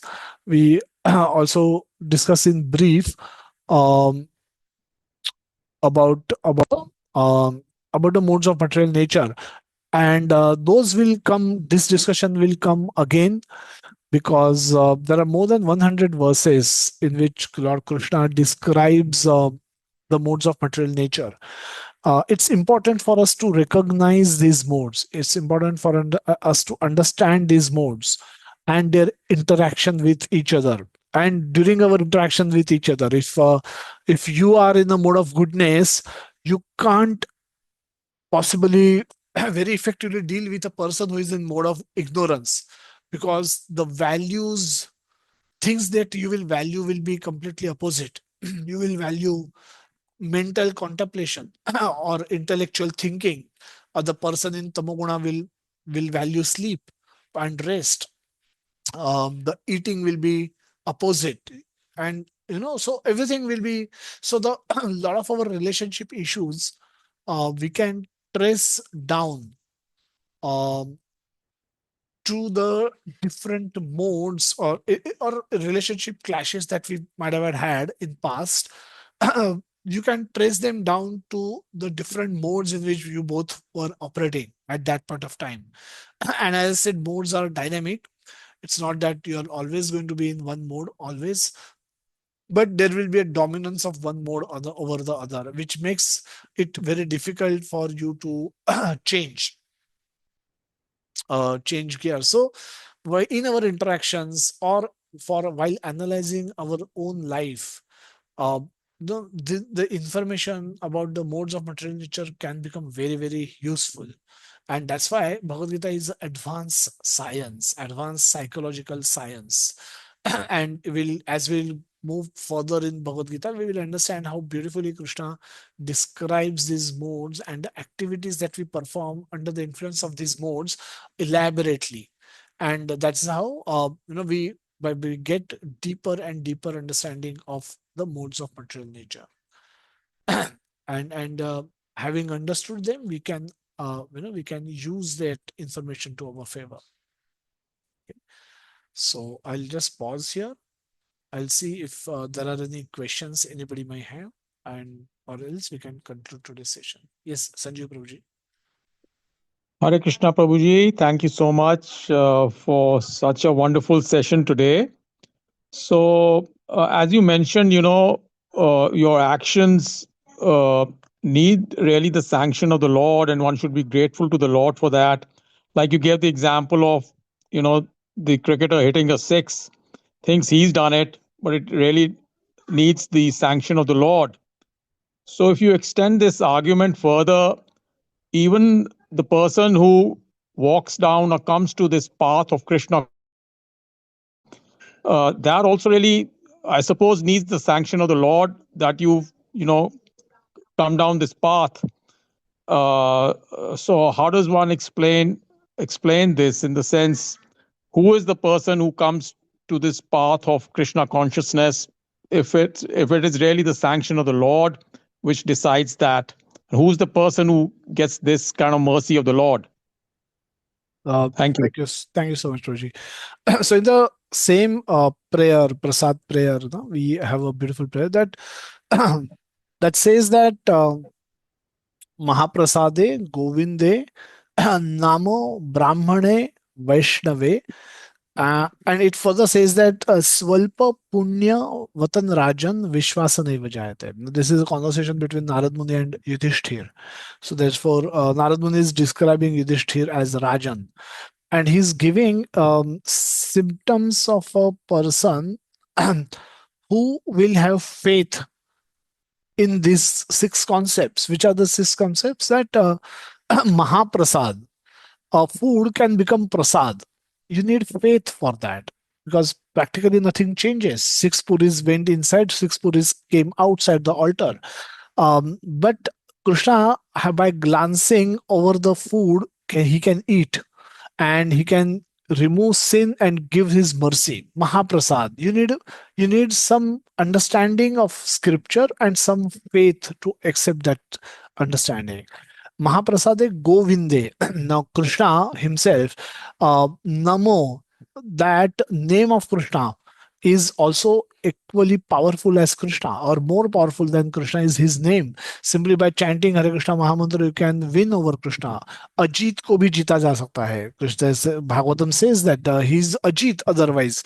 But simply by chanting Krishna, Hare Krishna Mahamantra, you can develop such love for Krishna that you can start controlling Krishna, or you can control Krishna by lovingly in a loving mood. So Namo Brahmane. Brahmane is the Brahmanas are those heads of the society, Bhudevas. So Brahmanas, the pure Brahmanas, also are representative of Supreme Personality of Godhead on the earth.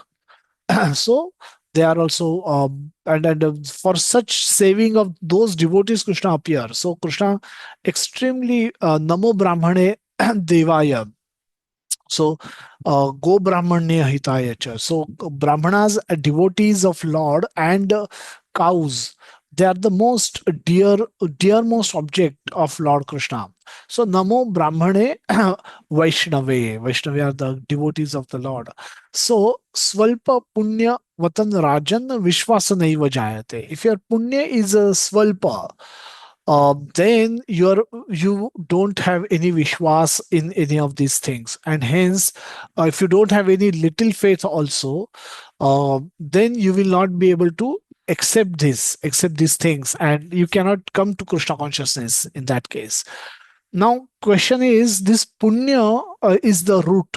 Punya is the is if it is too small, it's difficult for anybody to develop faith and in the teachings of the Shastra, teachings by Lord, importance and significance of the Hare, chanting of the name of the Lord, and in general the whole process of Krishna consciousness, which is surrounded around these six activities. So the Swalpa Punya Vatan Rajan Vishwasana Vijayate. If Punya is very small, nobody can have faith in this.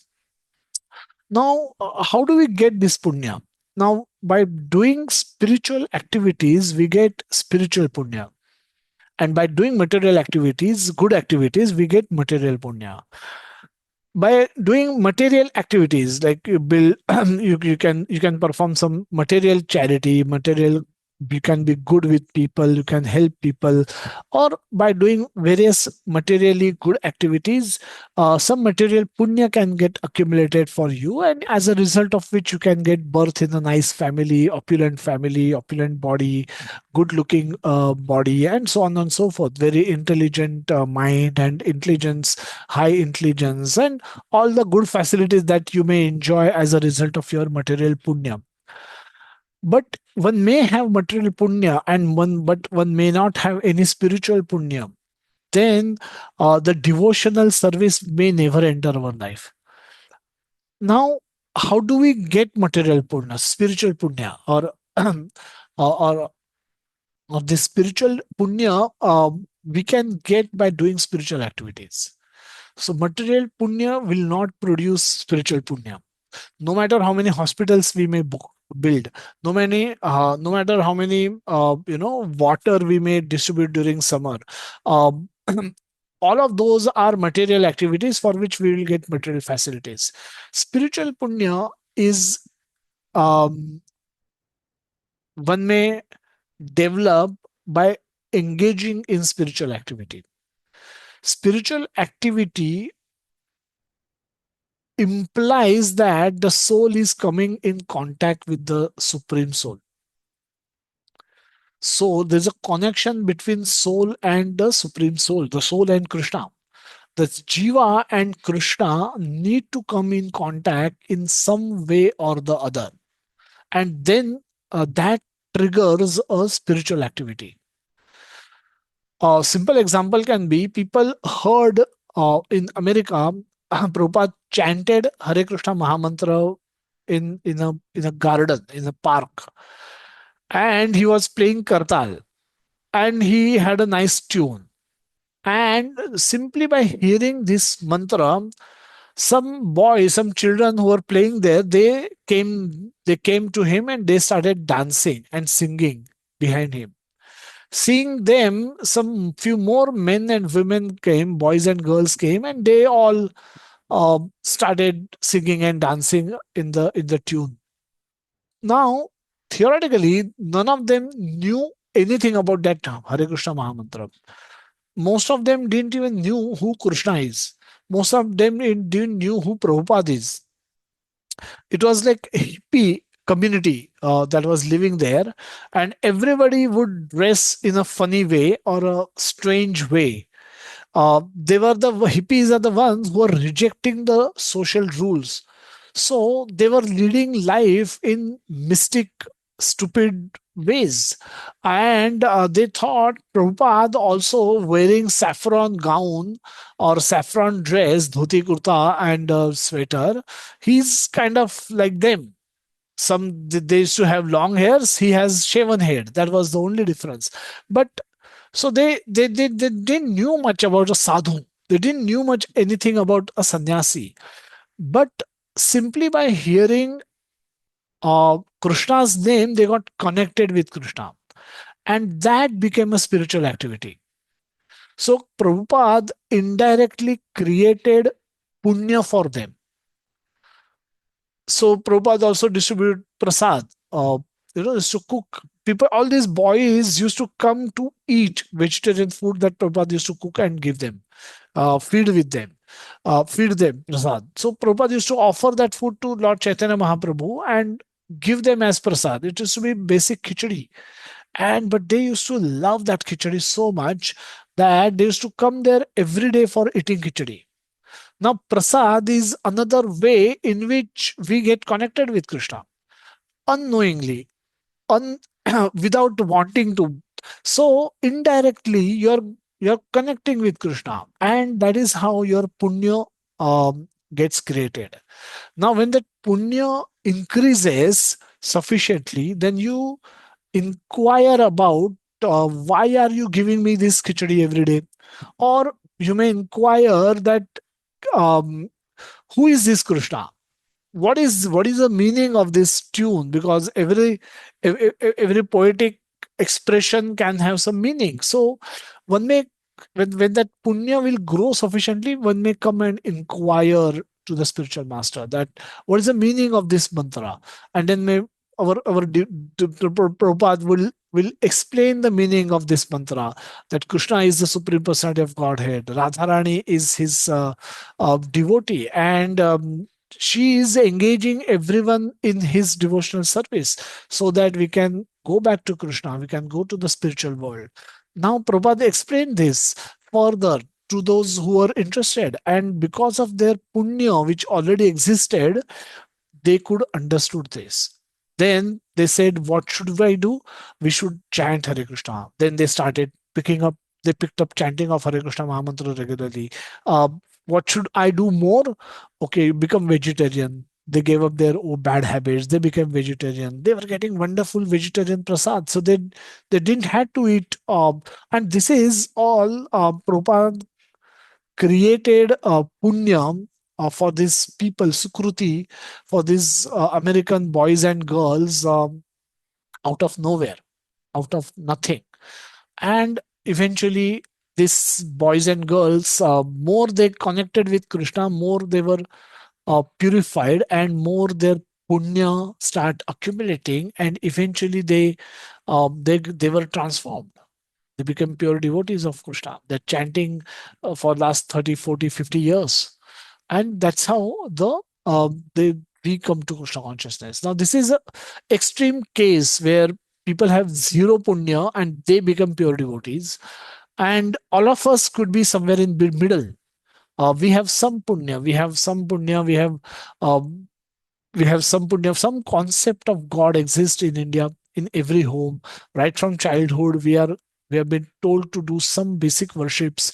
Some basic attitude of gratitude is cultivated right from the beginning in homes, and that way we are taught these things. And when we receive a credible explanation for which comes from something like Bhagavad Gita, our journey in the devotional path begins from there, because we already possess some punya. It's not a nil slate. It's not a blank slate up completely. So for us, it's if we take to Krishna consciousness, we can progress much rapidly because we have some background, and if we get right direction, we can also we can progress very very rapidly on the path of Krishna consciousness.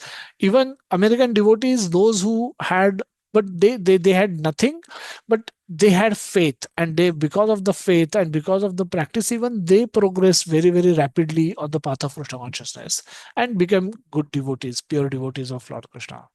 So this is how we become devotee. We come to Krishna consciousness, and more we retain our connection with Krishna through japa, through taking of prasad, by taking deity darshan of deities, by talking to devotees, by reading scriptures.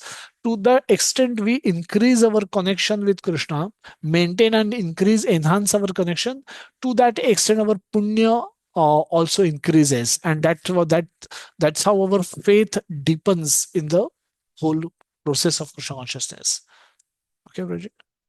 Oh, thanks. Thank you, Prabhuji. So in the initial accumulation of spiritual punya happens due to karmas in your past life, in the sense, only these handful of boys and girls came in contact with Prabhupada ji. Not everybody, came in contact. So that happened because of their accumulation of punya in their past life or past karma, because it's only those select people who came in contact with Prabhupada ji.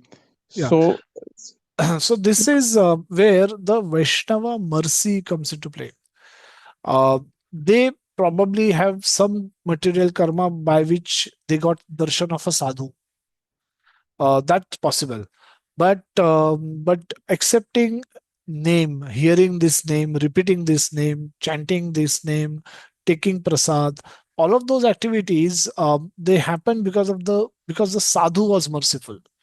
The sadhu wanted them to become devotees. Sadhu wanted the whole world to become devotees. So similarly, and they are not the only ones, handful of people who got that mercy. Even today, um, massive Annadan program happens, and people, those who can't feed their families twice a day, a lot of them actually get a meal through this, and this meal is offered to Radha Madhav. So unknowingly, not knowing that they are eating prasad, they eat rice. They eat tomato rice, masala rice, this rice, tamarind rice, or whatever the rice.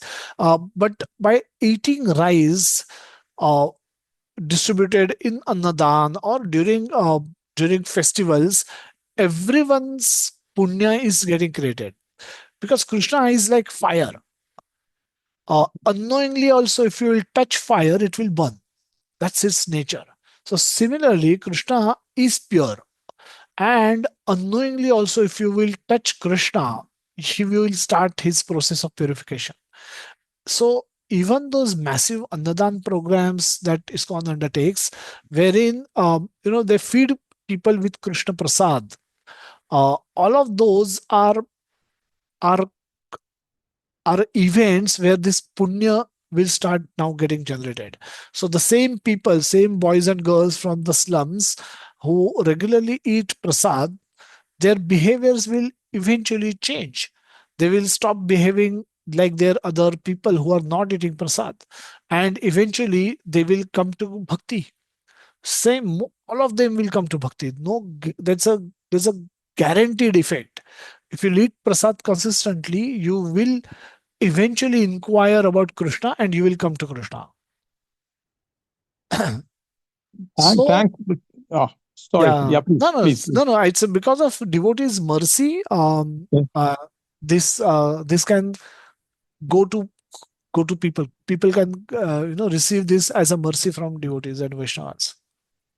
Thanks so much, Prabhuji. So the devotee's mercy, what I'm trying to actually, the point I was trying to make is, the entire population of the world doesn't get exposed to this. The fact that a section of the population is getting exposed is also, again, some mercy of the Lord or some accumulation of spiritual punya that you have probably accumulated in your past life, in your past karmas, which have manifested today.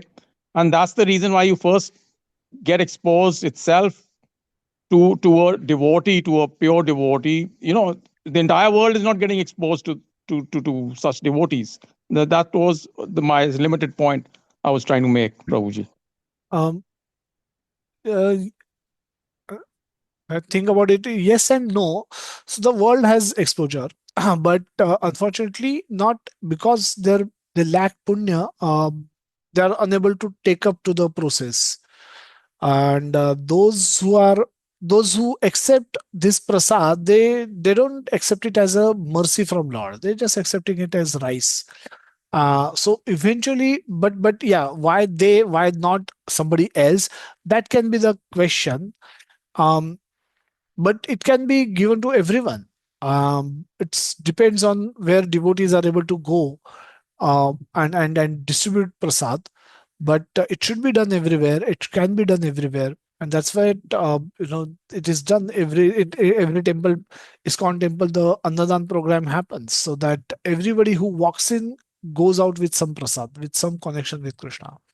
So that way also this can be seen. But yes, you limited point can be maybe those people are privileged in some way, that a temple is open in the locality where they happen to live.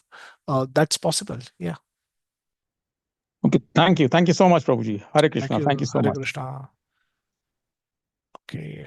No other questions. We can conclude today's session. Thank you everyone for joining. I want And to ask something. yes, Mataji, you can ask. Yeah. I wanted to ask that even though we practice bhakti or we gradually process or we are not in the process, but there are different times and different situations where different modes are, we are into different modes. Sometimes we perform good activity, sometimes we fall into this. So how growing in a bhakti we can take this perspective, and how can we change this, the frequency maybe.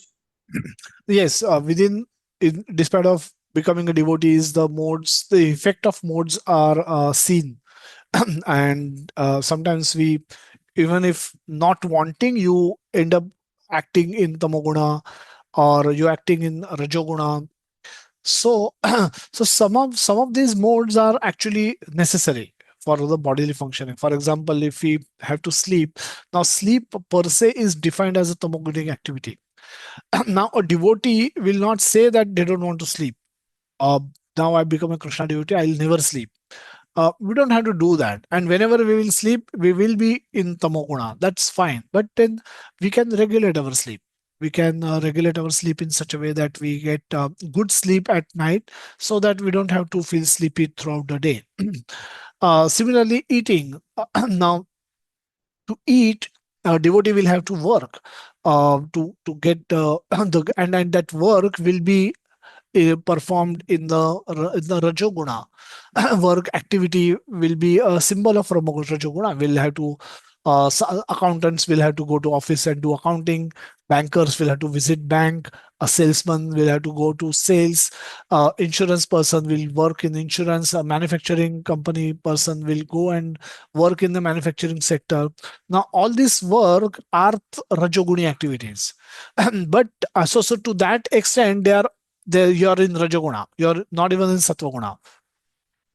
So, but this is necessity. This is a necessity for you to become devotee, to perform your devotional service. You need a background setting. You need a you need comfortable life in order to be able to perform devotional service with dedication and consistency. You need certain setup, and in order for that, you have to have sufficient Lakshmi, and that Lakshmi is earned by way of working in Rajaguna. So while you are working in Rajaguna, you should, the purpose of your work, as Prabhupada explains in the purpose, that externally you both may look similar, but the internal consciousness is to become Krishna conscious. Then that work itself becomes a devotional activity, because you're working to get sufficient Lakshmi to maintain yourself so that you can perform devotional service nicely. So the end objective of all our activities can be changed. And this is how we can dovetail all our actions into Krishna consciousness. We sleep early because we want to wake up early and chant Hare Krishna Mahamantra or visit temple. So like that, even sleep, we can convert that into a devotional activity when we change the end purpose of that activity. If you work so that you can enjoy nice holiday, go on the foreign tours, or buy luxury cars, buy a villa in Switzerland, and for that, if you happen to work hard, so this is done. This is like performance of actions for our own pleasure. So this is definitely binding. But when such same action is performed for the maintenance of your family in nice condition, and so that all of you can perform devotional service nicely. So by change of motive, a lot of everything is changed. And eventually, by performance of devotional service consistently, we will be able to change our motives like this. So Arjuna also fought in Rajoguna, uh, but he fought as a service to Krishna.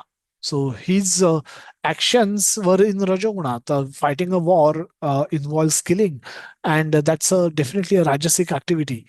But while fighting war in the Rajoguna, also he was dedicated his results to Krishna. Therefore, it became devotional service.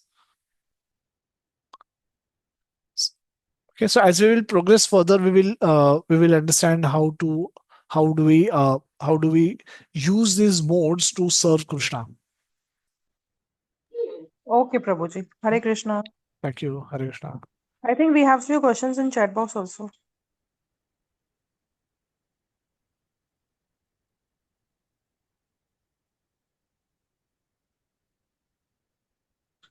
Uncontrollable temper.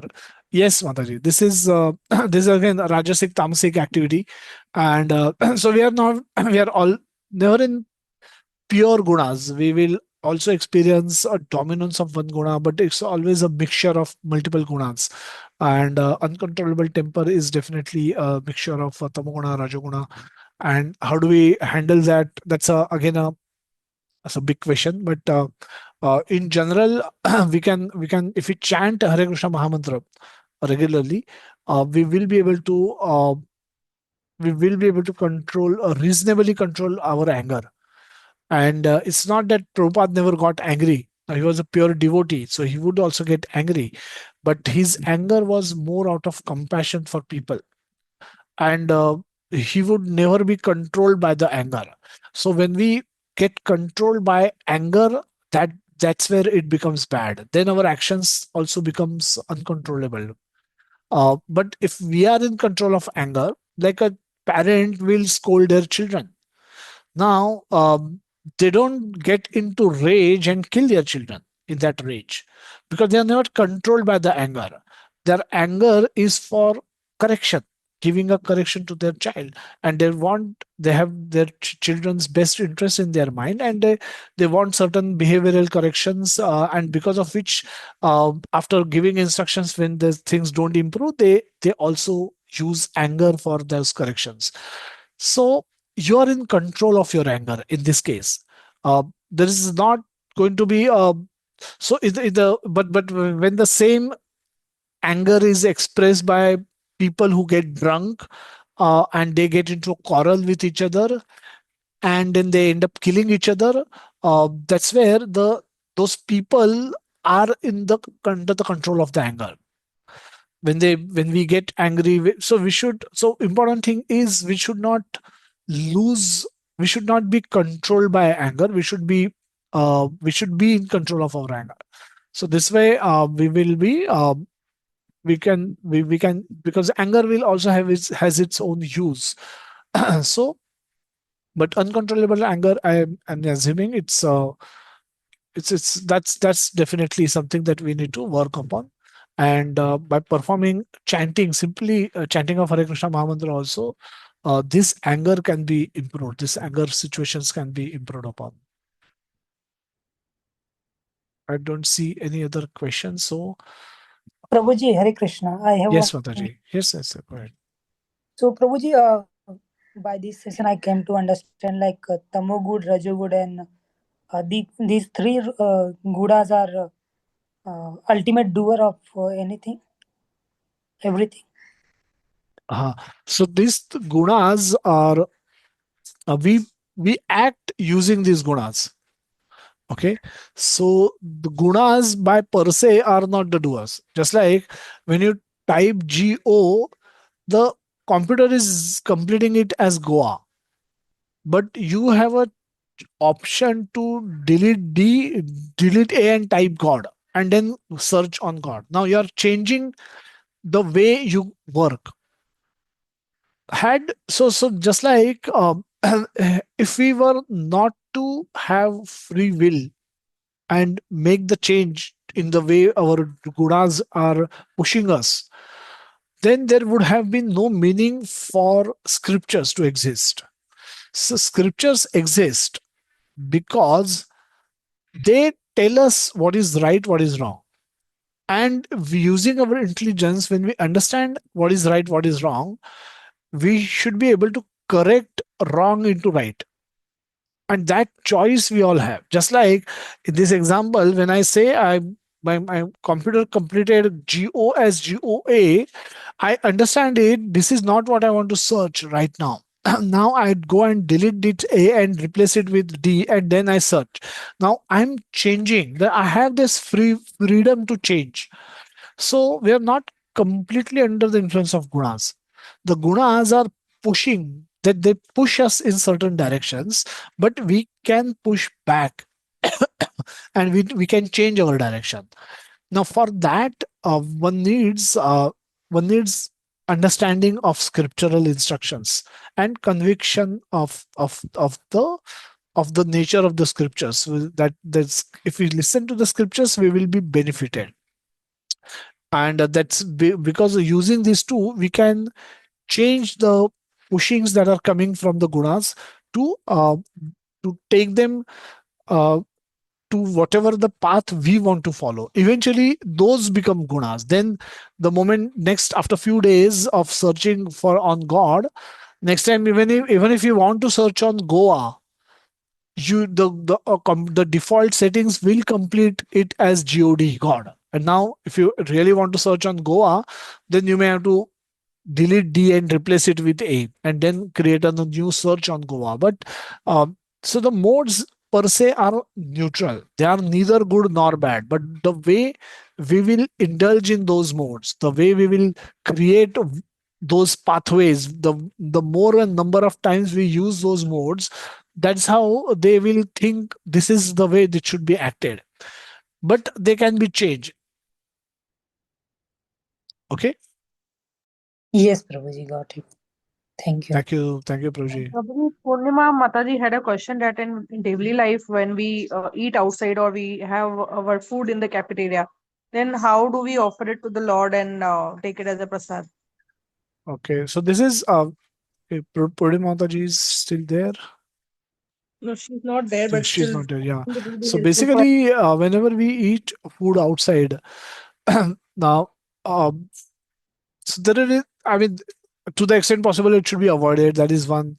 We should eat food cooked only by devotees. That is outside of outside eating also has this kind of a condition. But if that is also not possible, then the next best alternative is to eat food which is cooked only in the vegetarian restaurant, and then ask for food without onion garlic, and then in mind at least offer it to Krishna before consuming it, before having it.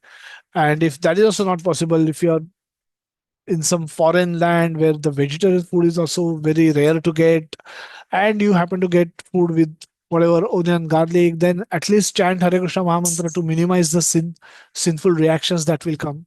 And so that, but again, this is not recommended, but it's like one level below that we go. but yeah, one should avoid eating in a kitchen where both foods are cooked, and veg non-veg is cooked. One should only eat in a vegetarian kitchen. Especially in India, it shouldn't be difficult. It's possible, and there we can actually offer it. Ask for food without onion garlic, offer it, and then eat it as prasad. But when that is not possible, at least chant Hare Krishna Mahamantra to minimize the food wherever that is also not possible. But chanting of Hare Krishna Mahamantra before eating, that should be done in all the cases, no matter what we are eating, where we are eating. Okay.